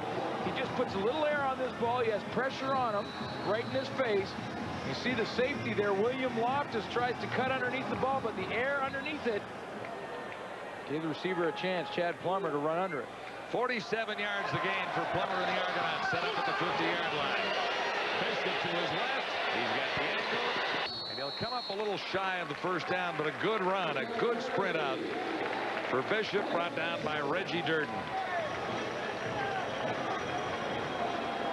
Well, Plummer just going right down the seam. And what he wants to do on the left side, this is a seam coming right here. And watch how Loftus cuts underneath and then realizes that there's more air on the ball than he thought. If that ball's thrown in a line, William Loftus is right there for the interception. Because it had air under it, he got undercut by Foreman. Gain of 7. This is 2nd and 3 Argonauts. Trailing by 8. First down, Tyree Davis. The main target of Michael Bishop and the only target of Michael Bishop in the opening half. Well, Bishop is mixing up the plays, throwing the short game. He went deep once. Whenever you go deep and have success like they did with Bishop to Chad Plummer, the defensive backs in general will take about another step off you. And then when they take that step backwards, that's when you can start to hit that short game underneath, which they did on the next play to Tyree Davis. Another Argonaut first down just outside the 35. Bishop won't get it away this time. Wrapped up by Fillion.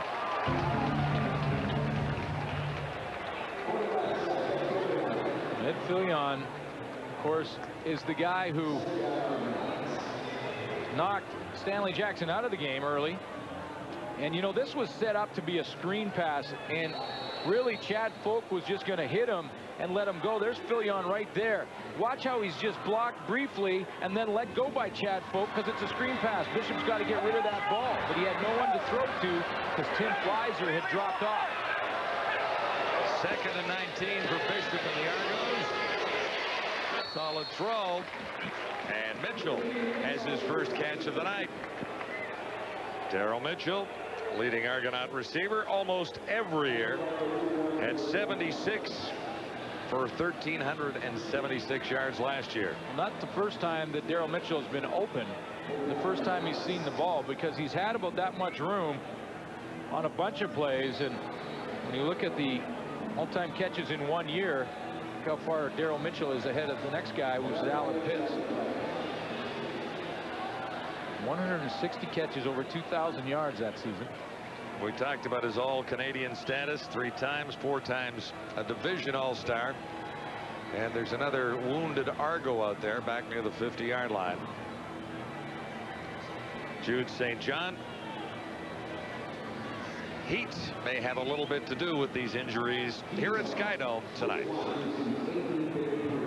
This Argonaut drive might have been a little more impressive had it not been for the sack by Ed Fillion. It began at the 14, and 64 yards later, the Argos are set to try a field goal. And it's a very important drive. One, because it's a close enough game that a field goal is very important, but maybe most importantly is because that defense got a chance for 7 plays to sit over on the bench and catch their breath. Noel Prefontaine made his first tonight from 21. This from 40. And he's wide. Stokes returning out across the 5. And Prefontaine trying to run him out of bounds. Stokes still going and finally caught from behind. Kevin Even. You got the feeling that Keith Stokes, I should say, was going to break one in this game at some point in the preseason. In one game versus Hamilton, he had 321 all-purpose yards and took back a missed field goal to distance. 116 yards on that missed field goal return. And they are excited about Keith Stokes, who may be the next big-time returner in the Canadian Football League. Great return, covering 62 yards for Keith Stokes. And look where the Alouettes are now, just inside the Montreal 50, shotgun formation. Cavio has to get out of there and does so effectively. He'll have the first down, turning the corner there in front of Martavius Houston. Highlights of this and everything else coming up on SportsCenter with Duthie and Pollard when we're done tonight. Little hockey talk, too. Have you noticed they talk a little hockey in this town? Well, apparently there's a new goalie in town or something. Well, the old goalie left, and it's almost a crisis, Glenn. You know the thing about the NHL, just you never know who's on your team year to year. How many times have you heard that?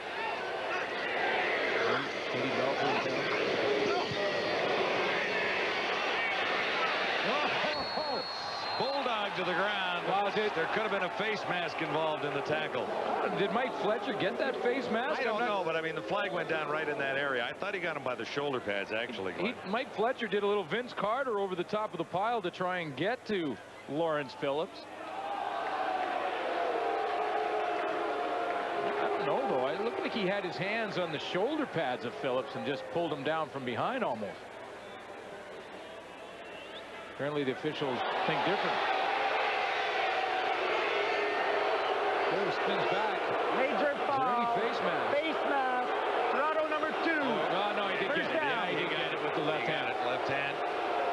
Well, the fans don't like it, but it was a good call by the official. I didn't even see it, and we have the chance up here.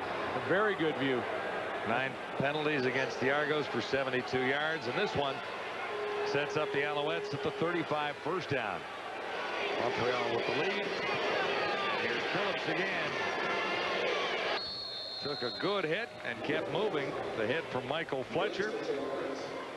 Interesting matchup going on out there right now. And that big offensive line from Montreal with Azumo KK working one-on-one with Joe Mumford most of the night.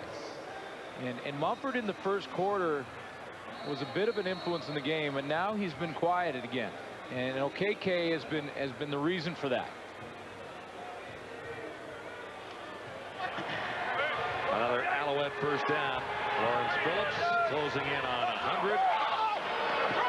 From the Argonaut 25 over the middle. Catch made as Thomas Haskins lost a few, but he'll have enough for the first down. Haskins cut back and couldn't turn it upfield again. Zumo KK that time drew Roger Dunbrook in the defense, but Roger Dunbrook did not get more than a yard upfield on that play. Watch number 63, Azumo KK right here on 53 on Roger Dunbrook. Dunbrook about a yard off the line, and that's as far as he's going. Cahoon is out of this offensive scheme for the Alouettes, and the newcomer Keith Stokes is in. This is Mike Pringle, turns the corner, has a couple. Martavius Houston forced him out. 1999 outstanding lineman. Started his career in Shreveport back in 94, 95. Shreveport, you say? Yeah. If you're just tuning in, Shreveport had a team in the Canadian Football League many years ago, and thank goodness no longer does. And if you wanted Stevie Knight, you went to Shreveport. You think this is a little sticky? Well, that's where he started, and putting together a very good night here for the Montreal Alouettes. Gain of 1. 2nd and 9 Alouettes. From the 11. Newcomb made the catch inside the 5. But he'll be short of the first down. It's all about positioning. Receiver right there against defensive back Antonius Bonner, and if you can get inside position, then you can see how quick of a throw it can be for the quarterback Anthony Calvillo. If he has that target, the big target right in there, he just can drill that ball, and it's the easiest throw in the game. Antonius Bonner, what he has to try and do to battle that is to get up and be physical with Bobby Newcomb and not allow him the easy lane to the inside. Try to force him to go outside and down the field. Well, the jumbo team is in on 3rd down, and 2 to go. Alouettes at the Argonaut 4. Power run here. 3rd down gamble failed for the Alouettes earlier. Will not get it this time. I do not believe. I don't know. Argonauts claim that they have stopped Lawrence Phillips for the 2nd time tonight. Well, if they've done it, you've got to thank Johnny Scott, because Johnny Scott, before the play, had to get everybody lined up right, and then he had to get back in his stance, and his position on the field happened to be the exact hole that Lawrence Phillips was trying to run to. Johnny Scott looked down the line of scrimmage, and he went, look at this guy right here. He's going, hey, back up, you're offside. Okay, now I'm getting my stance. Now I'm ready, and guess where they're running? They're running right at me. He jammed his hole, and then everybody else got lined up and got in there to hold Lawrence Phillips. Not very often you see one of the defensive linemen make sure everyone is in perfect sync down there, but Johnny Scott did it there, and that likely saved a first down and maybe a touchdown. Yeah. And if Johnny Scott talks, you listen. Alouettes give it away. Argonauts have a first down. Here's Bishop looking down the side. Morelli can one-hand it. He was forced out of bounds by the coverage down there. And Ferry Carter did a nice job. But that's what I'm talking about having the defensive back forcing the receiver to the outside rather than allowing him inside position. What's Scott again? This is great. This is great leadership. Get back. You're 1 yard in the line, and that's a CFL rule. And then he comes, oh, great. They're running right at me. And he had to get set and make. I'll tell you what, stop, or at least help make the tackle. That's a big-time play by Johnny Scott. 2nd and 10, Argonauts at the 4. He played for Bishop here. Connected on one long one tonight. And it's intercepted this time. Baron Miles picks it off inside the Toronto 25. Well, that's just a mistake by a very young quarterback trying to make something out of nothing, because Baron Miles was standing right beside Chad Plummer when Michael Bishop let this ball go. And remember, Bishop was flushed out of the pocket. So, you know, at this point, you're in your own end zone. As a young quarterback, you really try to cut your losses. We punt the ball. Our defense got some momentum for us rather than force this throw into coverage. And then, to throw it out of bounds into row 7. Or you take the loss of the injury. You don't want to do that, so you get rid of the football. And look at the coverage of Baron Miles. He's right there. He's right beside him the entire time. So now, after a defensive play by Johnny Scott, you put your defense back in a very tough situation to have them come out on the 20-yard line and have to come up with another big stand. And there's another Argonaut offensive lineman down on the turf. Chad Folk is resting near the 12-yard line. And I don't know if Vince Carter is eligible, but I don't think the offensive line would be a place that we wouldn't waste Vince Carter on the O-line. There's no question. Could slide into an Argonaut uniform. We talked to Vince on the sidelines with John Lou just a few moments ago, and he said he was ready to play. And a big CFL fan, which is nice to hear. That's great. The Renegades, the Eskimos, first ever meeting. Joe Pau against the team he used to be with. And Dan Crowley goes against his old man as well. Great storylines for that game. Ottawa will be competitive this year. We saw that in week 1 versus Saskatchewan. I think most of the teams in the league realize that they will be. Eric Tillman has done a very nice job of building a team in 2 or 3 months, basically, is what it breaks down to. Yeah, but I think one of the keys is that the CFL realizes that the way to have success with expansion teams is to give them the opportunity to get some players. I mean, in the National Hockey League, you're 5 years away from even coming close to the playoffs as an expansion team with the players that are made available to you.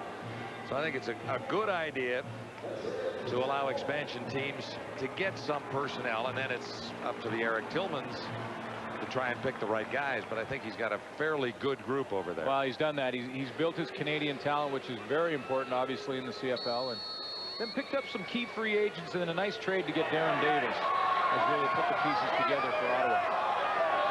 Now, Staten will be a member of the Renegades. I'm not sure if he's starting tomorrow night or not, but he signed with Ottawa yesterday.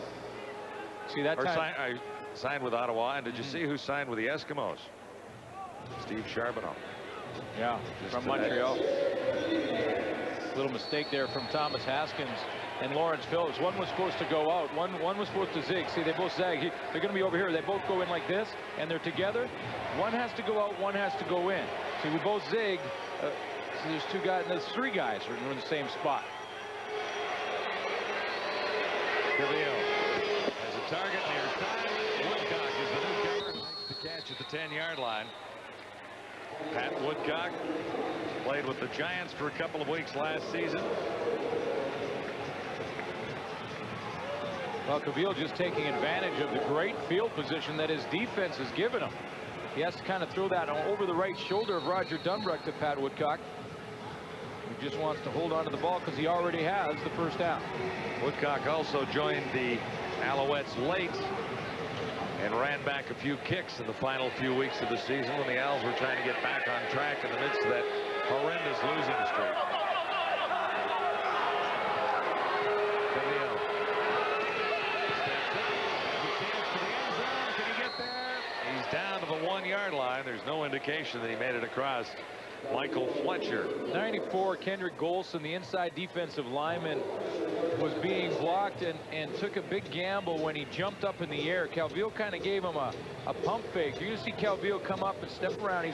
No one's downfield, so he's going to step up in the pocket. Right here, Golson kind of jumped in the air, and when he did, he got blocked to the outside. See 94 reacting late, try and come over and make the tackle on Calvillo. You leave your feet, there's a chance you're going to get beat. 2nd and goal to go. Alouettes at the Argonaut 1. Will this be a problem? Whoa! Phillips is stood up by O'Shea. Lawrence Phillips has been stopped on 1 yard. Tries a couple of times. Yeah, well, he had 2 gambles now on 3rd down in the middle of the field that he was turned away, and now that was 3rd and 1. This was 2nd and 1 with the end zone looming. Now it's 3rd down again. This time it is 3rd down and goal to go, and Michael O'Shea has saved the Argonauts for the moment. Can he do it again? 3rd and 1, Alouettes at the 1. And this time Phillips has no problem sliding through behind a couple of key blocks. So Phillips is into the end zone. Touchdown, Montreal. Well, that time Lawrence Phillips used nice patience as he took that ball to the left side. He just waited for his hole to open up, then he sliced right through it. His 4th touchdown in 2 games in Canadian football. Lawrence Phillips had 3 in the opener last week against BC.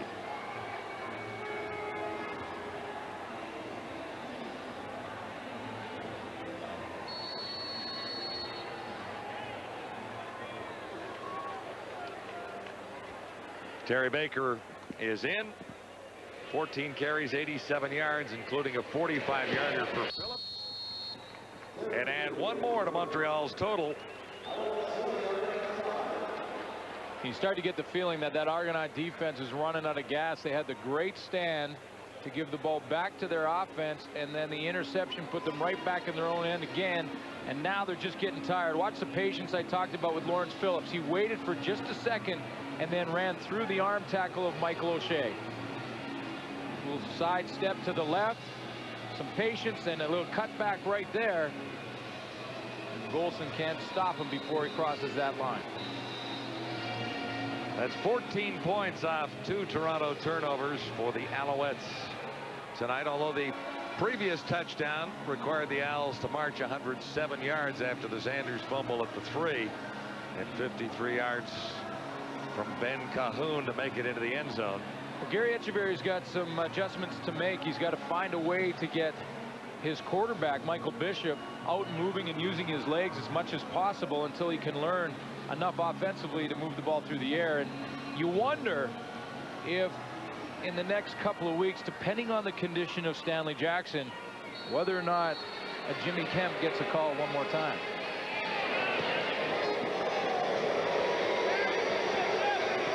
Johnson, 2nd return of the night.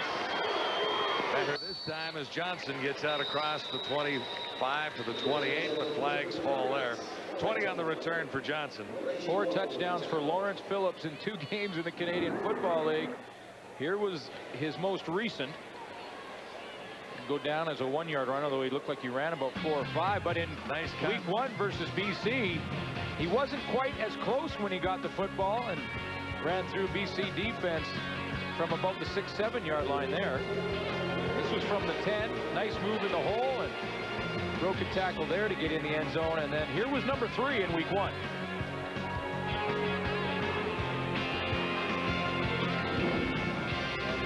He has not been quite as spectacular tonight, but he has been effective without question. Well, he had the one big run. Huge run. Over 45 yards. And other than that one run, the Argo defense has kept him in check pretty well. And they held him in check on short yardage situations, including a 3rd down gamble. But not the last 3rd down gamble. Well, you can see, though, how smooth he is and why the coaching staff is excited to have Lawrence Phillips here. And then when you have this guy as your backup plan, it makes for a pretty good depth at the running back position for your ball team. Meanwhile, the Argos are in deep trouble here now, trailing 20-5, looking at second down and long. Sanders, though, breaks up. Sanders across the 40 to the 43. His biggest play of the night. He's fumbled a couple of times, and Stephon Reed finally got over to put the stop on number 29, Sam Sanders. A 29-yard run there. So a little life left in the Argos on the final play of the third quarter. It's Toronto's opening night here at Skydome, and lots more to come. Welcome back to our CFL studios. A 5-point lead at the half for Montreal is now 15 points. Give Toronto's defense a lot of credit. They've been tough on Montreal. But we begin with a look at Montreal's defense making the young Argo quarterback pay, Jock. Yeah, I want to have another look at that interception, which obviously led to the Montreal touchdown. Now, they're hemmed in deep in their own end zone, okay? You've got them at second and long. Now, watch the 3 Montreal linebackers. 1, 2, 3, there they are. Now, those are the guys you want to affect with your play-action pass. Michael Bishop has been asked to play action here. I'm not putting this interception on his shoulders. He's got no throwing lanes because those linebackers didn't move. They didn't move because they don't have to respect the run at second and long out of their own end zone.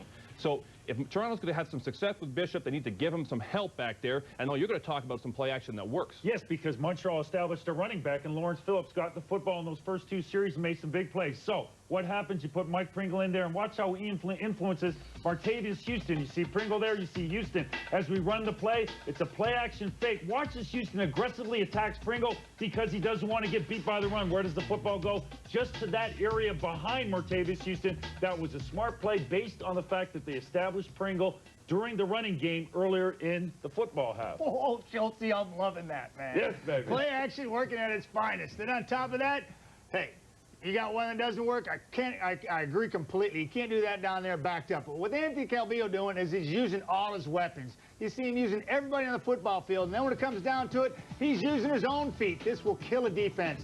Certainly the Toronto defense have been warriors out there, playing much of the game on that side of the ball. Now they got to chase Anthony Calvillo down. Anthony proving they still got a little tread in them tires. And then down close, AC takes it in, almost scores. Great job of seeing the field and getting down close. A nice job. Here he is, dropping back. Everything's covered, lets things develop. Sees a nice little lane, tugs it, says, hey, Michael, take a little bit of that. I can get it down there close, and then we see Phillips score a touchdown. Huge day for this football team when AC can get his legs working. Absolutely. Let's see if Bishop can keep the ball moving for Toronto, down by 15 into the 4th. And Sam Sanders has 12 carries, 57 yards, the longest of the night, 29 on the previous play. Now the fourth quarter is underway. And Turner got the call. That's Marcellus Turner, and he's trapped in the backfield. John? I'm here with the Argos' very first halftime act, Amanda Marshall. Amanda, how did you get involved with this particular endeavor? I was on the road, and they called us up, and they said it was going to be the inaugural performance, and they asked us to come down and do it, and I was more than happy. We were going to be in town anyway, and it worked out perfectly, so I'm really happy. I know you just came back from Europe. Did they contact you in Europe? Yeah, they did, actually. We were in Italy at the time. How's the tour been going? It's been going really, really, really well, but it's always fun to be at home. Actually, this is only the second time that I've been to the Skydome, so I'm actually really, really excited here tonight. Are you enjoying the game? Yeah, I am. I can't profess to be a big, football fan. I'm not an ardent fan. This is actually the second game I've ever been to, but we're really happy. I mean, it's always, these kinds of things are always fun. It's always a good time, and people are hyped, and we had a good time. That's great. Thank you so much for being with us, Amanda. Thank you very much.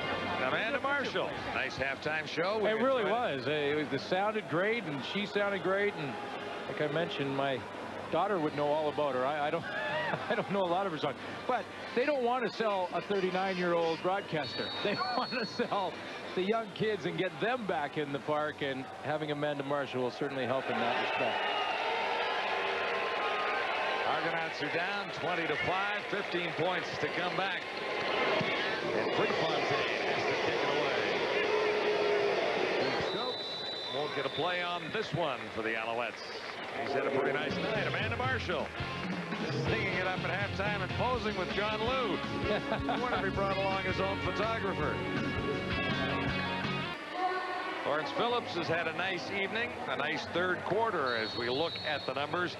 Alouettes dominating with turnovers, and that 335 looms rather large there too, right? Yeah, well, when you have the 3 turnovers and you get 14 points off them. Guess what the difference in the score is right now? That's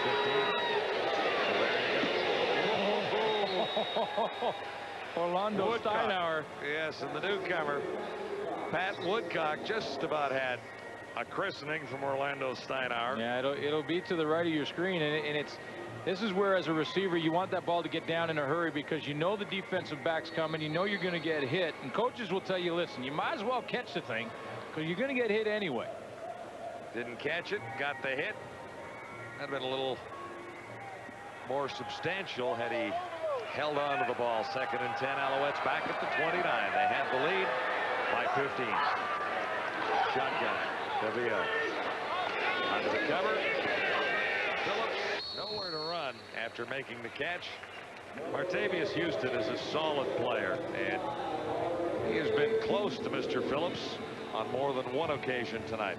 Well, the play was designed, John, to go to Thomas Haskins, but the Argo defense to a man played this pretty well, and that allowed Martavius Houston to move up and do his thing at the point of attack. But it all works together. We saw how it broke down one time when Montford made an inside move early, but when Thomas Haskins tried to get outside, he was shut down. Calvillo had to go to the backside of the play, and then it just doesn't have any chance for success.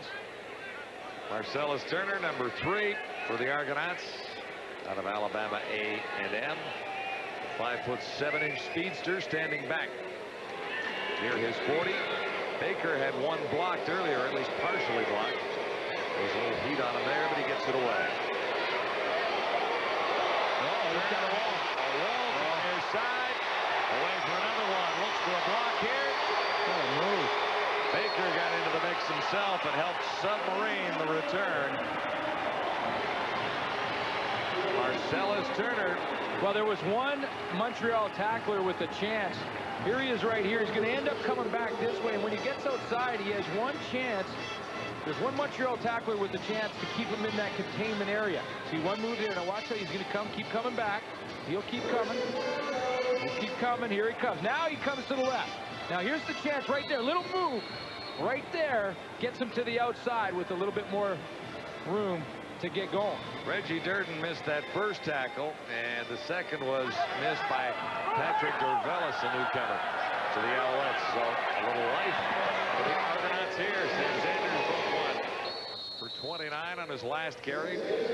Only about 5 this time. See how Tim Fleiser there on the defensive end was in a bit of a bind because he had to decide quickly whether or not to go and try and stop Zanders or to contain Michael Bishop. And he was frozen, and that allowed Zanders to pick up pretty good yards on first down.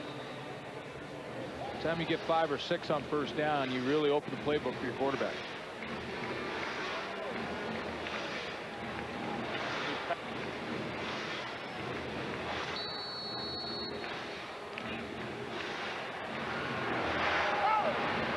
Little enthusiasm at Sky Dome for the Argonauts, trailing by 15, still with a chance here. Lots of time to go, fourth quarter.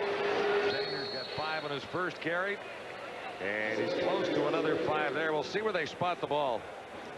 He could be about a half a yard short. I think you're right. This would be about the time when this is about, I think, the first time Gary Echeverry has had to make a decision like this on third down. But down by 15 with 11 minutes to go, it's not much of a choice. You go and get it. You know, sometimes the circumstances in the game dictate how big of a gamble it will be for you, and right now there's not much choice for Gary Echeverry. Third down, 1 to go. Bishop, good move.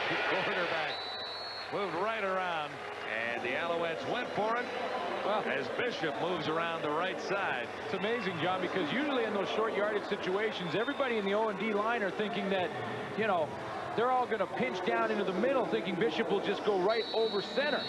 But he just takes it and takes it to the outside for more than the yard he needed, about 4 or 5, as a matter of fact. I've really been impressed with his play tonight. He hasn't moved the football team all that well all evening long, but Bishop has shown some brief signs, and that was another one right there. First down, Toronto. Bishop will throw this.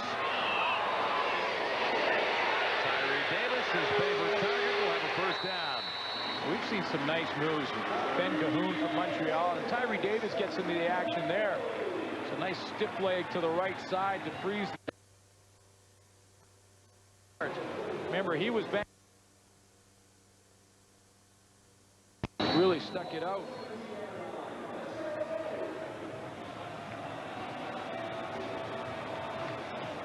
Five catches, 40 yards for Tyree Davis. First down for the Argonauts. Sean Daniels had one carry earlier. A couple of years in Edmonton. At least the last 2 seasons, and he has 4 yards on that play. Well, Michael Bishop has been down in this area a couple times now, and he's had chances and come away with field goals. And the biggest opportunity missed by the Argonauts was the fumble by Sanders. Yeah, down around at the the 2-yard 3-yard line. line. The Alouettes marched 107 yards for the touchdown after that. Second down. Bishop in trouble. He escapes and gets to the first down marker. And I'll give him He's this. inside the 10, and it'll be close. I'll give him this too, John. He's not hook sliding when he gets into the open field. He went down, lowered his head and shoulders, and took a pretty good hit. You know, when he sees a lane, he's going to take off running. Nothing to the play side. There's the lane. Watch the hit he takes at the end of the play. Oh, that's a pretty good hit by Stephon Reed.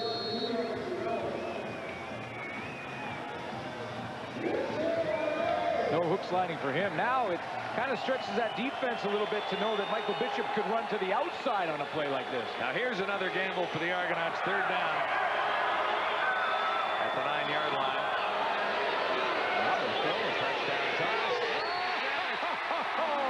He found Daryl Mitchell right on time. That was a gamble in the play calling, although it was about 2 yards. So Gary Etcheverry knew he was going to get one-on-one coverage, and that's where you go to Daryl Mitchell. Nice drive by the Argonauts, finished off by the touchdown toss to Daryl Mitchell.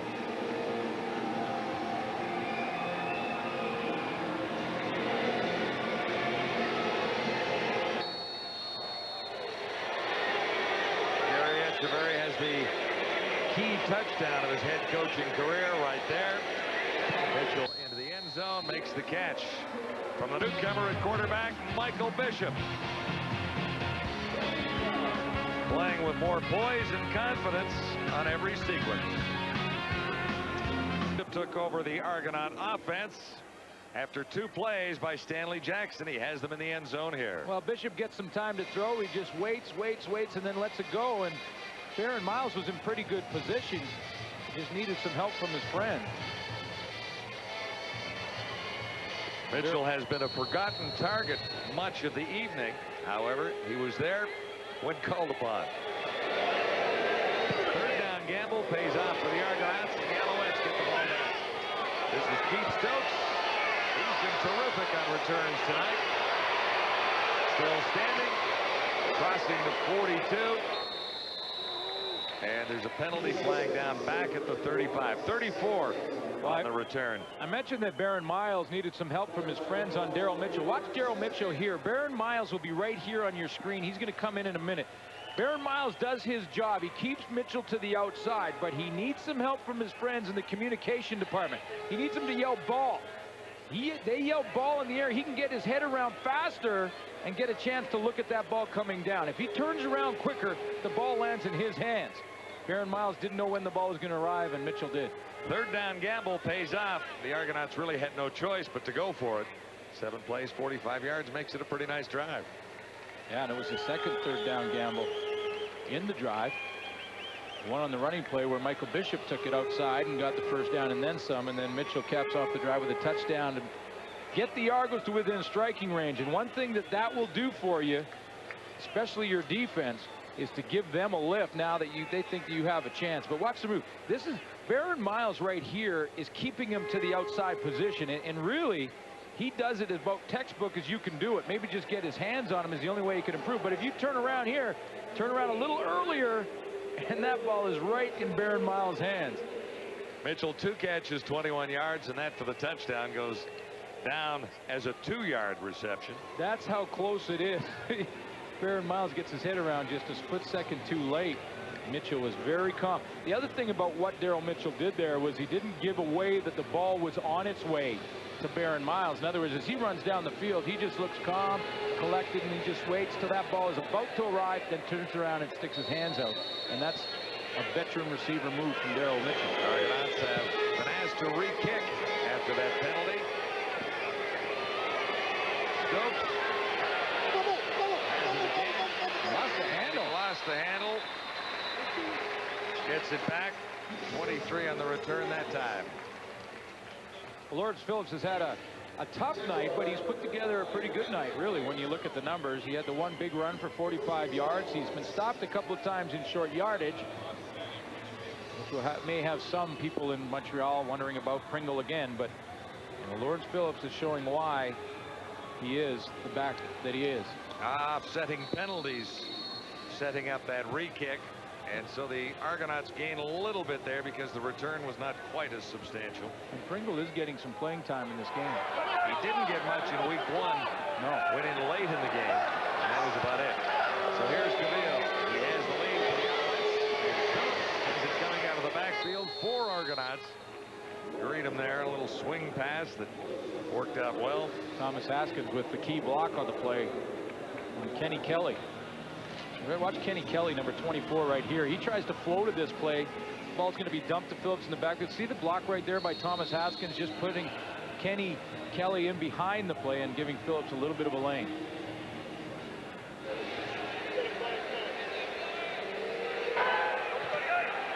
Gain is 9. This is 2nd and 1 for Cavill and the Alouettes. Phillips should have the first down. He's across the 40. And Montford was there. Joe Montford is allowed in this defense to move around a lot, and he has been on us on every series, trying to move to the inside, maybe show that he's in there. So he's right in beside, then he moves to the outside, and then watch how he slides, takes a step up, sees Phillips, bam, right in the hole. Joe Montford was 0.5 of a sack, like he was a half a quarterback. And who was that in guy? 1999. We can never find out who it was unless it was Dunnigan. Flutie wasn't around. It had to be Dunnigan. Well, Montford has broken a lot of quarterbacks in half. He needed one more there to tie the record.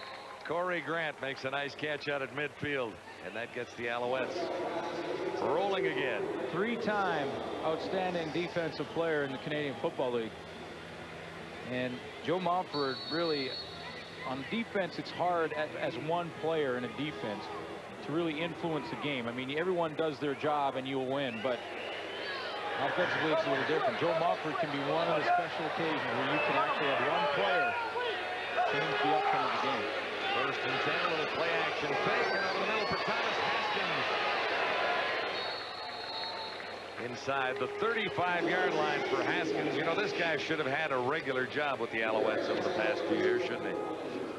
Well, yeah, I mean, and they've tried to work him in more as a receiver with Mike Pringle in the lineup than a running back, but well, that's where he basically is. He's the 3rd slot back in this scheme that the Alouettes are running. And you look, his career receiving numbers are higher than rushing numbers. He's 128 catches and 12 touchdowns in his career with the Alouettes. He can do a lot of things for you. He can return kicks.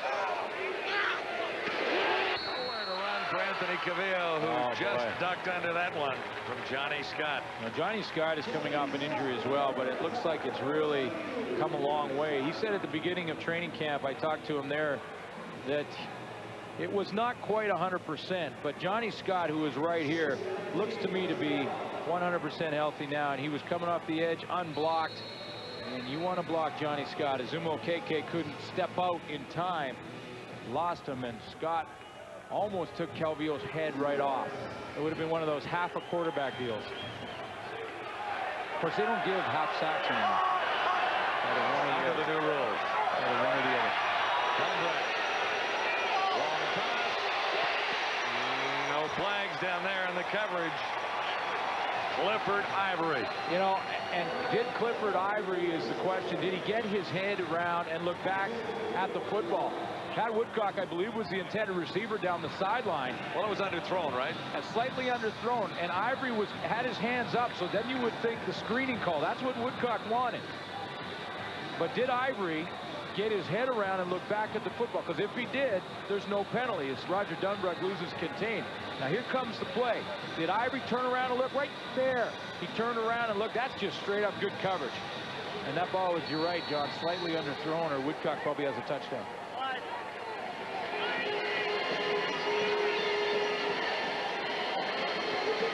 Huge play for the Argonauts, who trailed by 8 with just over 3 minutes to go.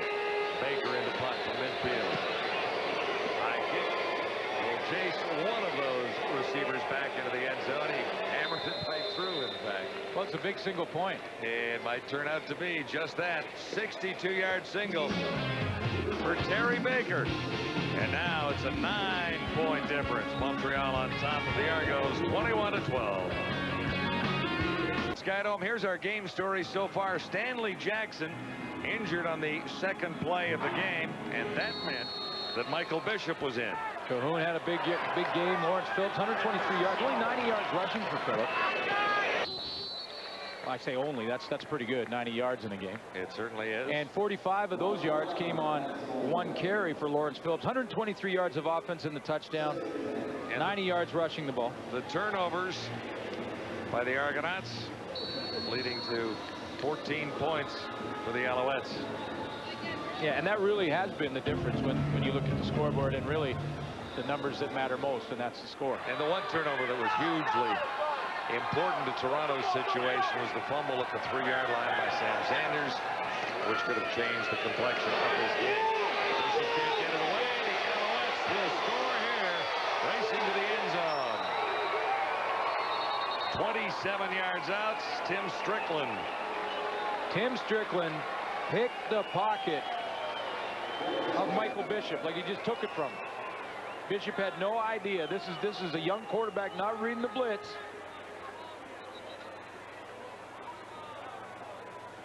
There is a flag on the field, Harbor. But I don't think this one is coming back, or at least the possession will not. Strickland just picked the pocket of Michael Bishop.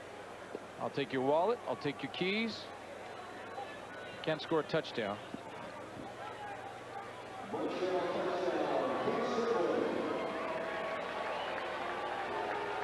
First in the CFL for Tim Strickland. Major foul. Necessary roughness.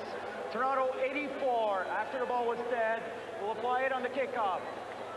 Touchdown counts. It'll be on the kickoff that the penalty will be assessed. And, you know, I think it was Matt Dunnigan early in the show said that, you know, for the Argos, their quarterback has to possibly not try and win the game, but just not lose it. And offensively, this team has self-destructed a couple of times now and really cost the Argonauts what will be this game. Third turnover that has cost Majors to the Argonauts tonight, a total of 21 points, of course. And all of a sudden, that 9-point advantage is increased. So Tim Strickland has the touchdown. Michael Bishop ran out of miracles here. Ball stripped away. It bounces to Strickland, and it's a free ride to the end zone. 28-12, Montreal on top. Time to answer the TSN Playbook trivia question. Who is the first CFL quarterback to pass for 600 or more yards in a regular season game? The answer? Danny Barrett. Hit tsn.ca/playbook for contest details and play. And 10 points in the third quarter really put this one out of reach. The Argos got within 9, but now it's a long way back. Marcellus Turner gets Toronto out across the 15 to about the 17-yard line. Off to Commonwealth in Edmonton on Wendy's CFL Live tomorrow evening. The Renegades make their first road trip of the regular season. They'll take on the Eskimos as Dan Crowley has a homecoming of sorts. Dan Crowley. You'll be there tomorrow night? I'll be there. I want to see that new running back too, John Avery, in Edmonton. I say new to the Canadian Football League, not new to football fans in general. Time in the National Football League, and of course Ron Williams still there in Edmonton. Got good depth in their backfield as well. And depth for the Argos at quarterback is now a question mark for Gary Echeverry. Michael Bishop got his chance. And although he is not going to win the ball game, he may just get a passing grade.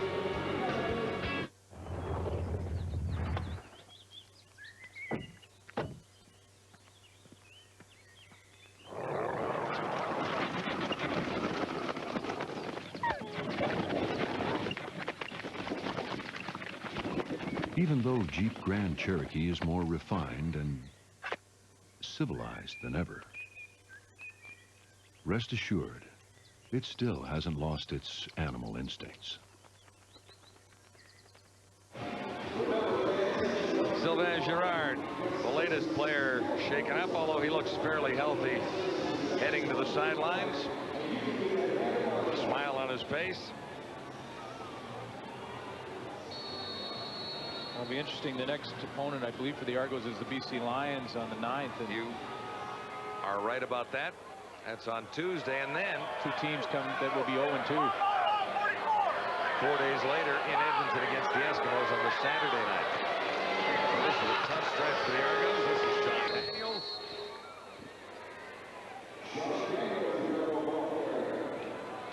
You know, Bishop did some good things in this game when you look back at it, and most of them were with his legs, there's no question, but he threw a couple of nice deep balls, one to the newcomer on the outside, Plummer. I suggested he won't win the game, Glenn, but he may just get a passing grade when all is considered. He's shown pretty nice poise, pressed a couple of nice balls like that to Chad Plummer.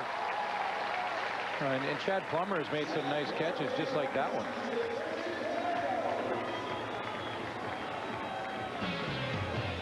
It was play number 2 in the first half.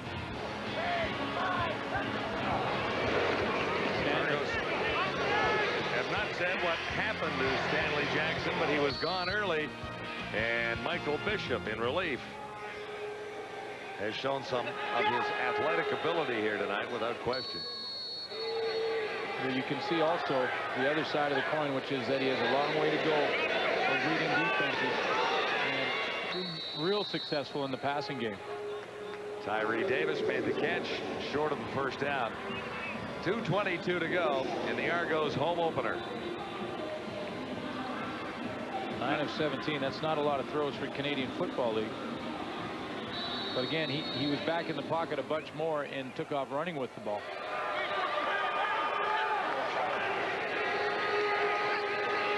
Second down, 2 deep.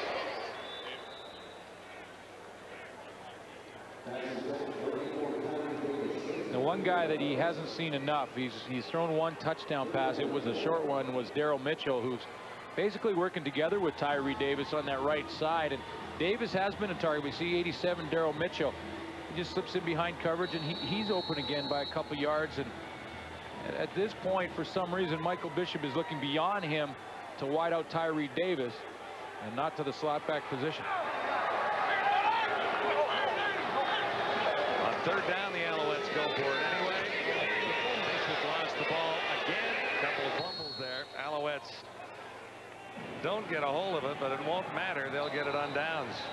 And they're going after it. Bishop is in a fight there. I believe it's Kevin Johnson he's going with. I don't think Michael Bishop liked the way he was treated at the end of that play. It's a big man in there playing the quarterback position.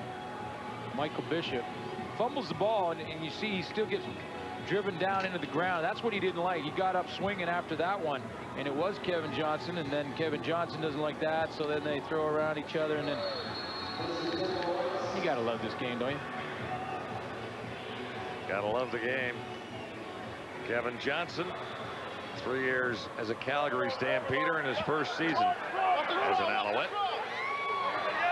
You know, Michael Bishop will have to learn a little bit more about reading defenses and then protecting the football. Those turnovers obviously really hurt him. Here's Mike Pringle. And not a real turn of speed for Pringle there. As the Argonauts defense fanned out and was waiting for him. Well, Mike Pringle has seen limited action tonight. There's no question. He only has a few carries, 4 to be exact.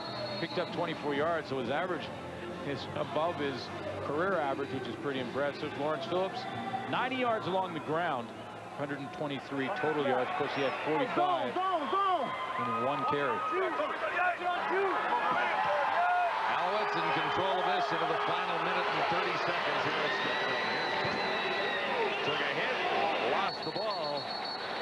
Michael Fletcher. The Argonauts have it. Michael Fletcher may not move. That was as big a hit as you can get from the free safety. My goodness, Michael Fletcher, who played linebacker last year in BC, comes up and goes toe-to-toe with maybe the hardest hitting tailback in the game in Mike Pringle.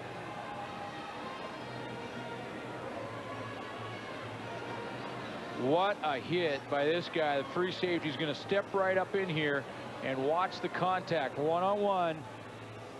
And we talk about you got to love this game. Watch it. There's the hole. There's the run. There's the free safety. Pow. That's right. Knocked the ball right out of the hands of Pringle. And down goes Michael Fletcher. That is solid contact at the hole, folks. That's about the hardest hit you're going to see. Boy, it's not pretty, but that's a hard hit.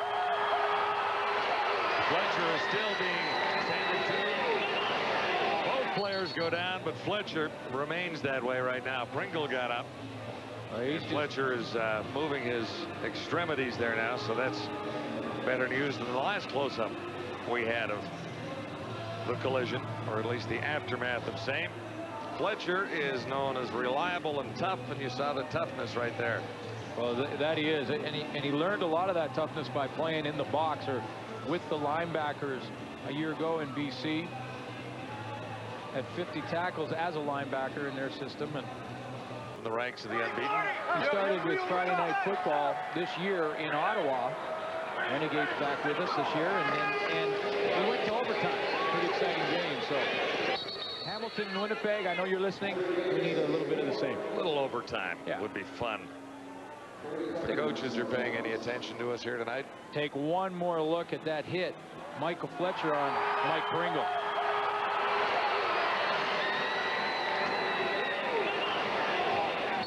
Pringle lost the ball. Turnover goes to the Argonauts with not enough time left. You know, you talk about, you know, contact sport in football, and a lot of people say, well, you know, hockey's a contact sport, football is a collision sport. And that's the difference. That's the difference.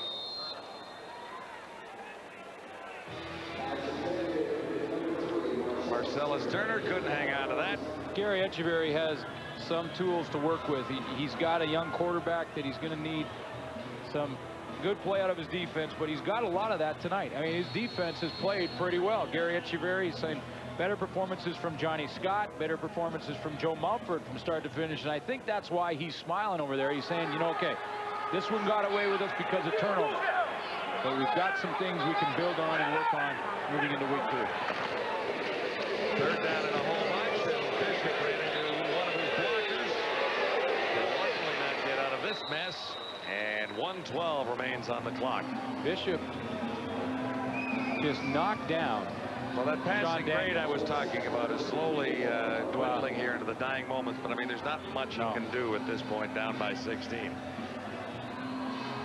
Yeah, and Don Matthews has his team. Remember, this team at the end of last year, the Montreal Alouettes, lost 7 regular season games in a row and then lost their playoff game. Enter Don Matthews right around Grey Cup time to turn things around, and like he's done throughout his history, he's doing it again here with 2 wins out of the gate for the Montreal Alouettes. Too late. 5-6. Too late. These Alouettes so far tonight. To the defense. Here's Haney Bishop at times. Here's Mike Pringle.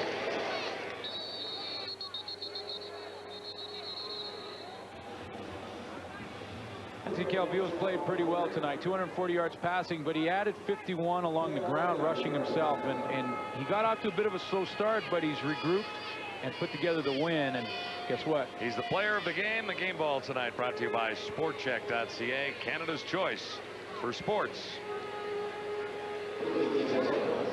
You know, most of the quarterbacks, even the young ones, when they come in, they'll show signs, and they may have even put together one big game, but the sign of the veteran and the one that's taken that step, like Calvillo's, should have by now is when things go bad early, can you bounce back? And when Bishop struggled early in the game, it just got worse after that, a couple more turnovers. But for Anthony Calvillo, it was a slow start in the first quarter and a half. And he bounced back. He got a nice drive together. Ben Cahoon finished that one off. On a 53-yard pass and run play there. At the end of the day, they just say, did you win or lose? And Calvillo can say, you won. Mike Pringle. Tough running near the end for Pringle. Into the final 40 seconds. I don't imagine the running back controversy will go away this season in one sense. However, for now, I think that Lawrence Phillips has quieted some of the Mike Pringle supporters in one area because of the way he has played in his first 2 games. Yeah, and Lawrence Phillips has done his job. He's come on, and he's in 2 games put together over 200 yards in total offense. So, you know, that's why they like him, and that's why he's a starting running back. And you know what? It won't go away, and it'll be interesting to see, should the Montreal Alouettes lose the game, and see what happens after that. Everything stays pretty much the same when you're winning. And right now they're winning 2-0. When you have trouble times that you wonder what happens after that, and that's what we'll see as the season progresses, unless the Alouettes go perfect 18-0. Sports Center follows us here at Skydome tonight. All the stories of the day and football highlights too. Game 1, week 2 of CFL 2002. And in the meantime, it is a nice situation for Don Matthews with Pringle and Lawrence Phillips. 19 seconds. So far, 19 seconds. not causing a problem in the locker room. Either one of them, for different reasons.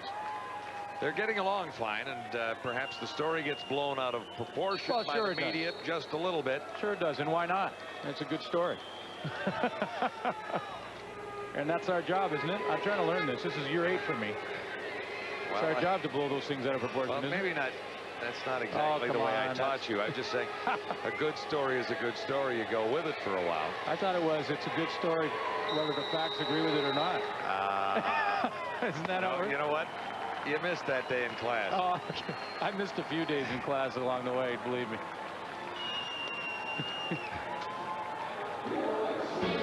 Gary Echeverry comes away a loser on his second night as the Argonauts head coach. 28-12. There were moments for his Argonauts, but Don Matthews and the Alouettes were clearly superior in this one tonight.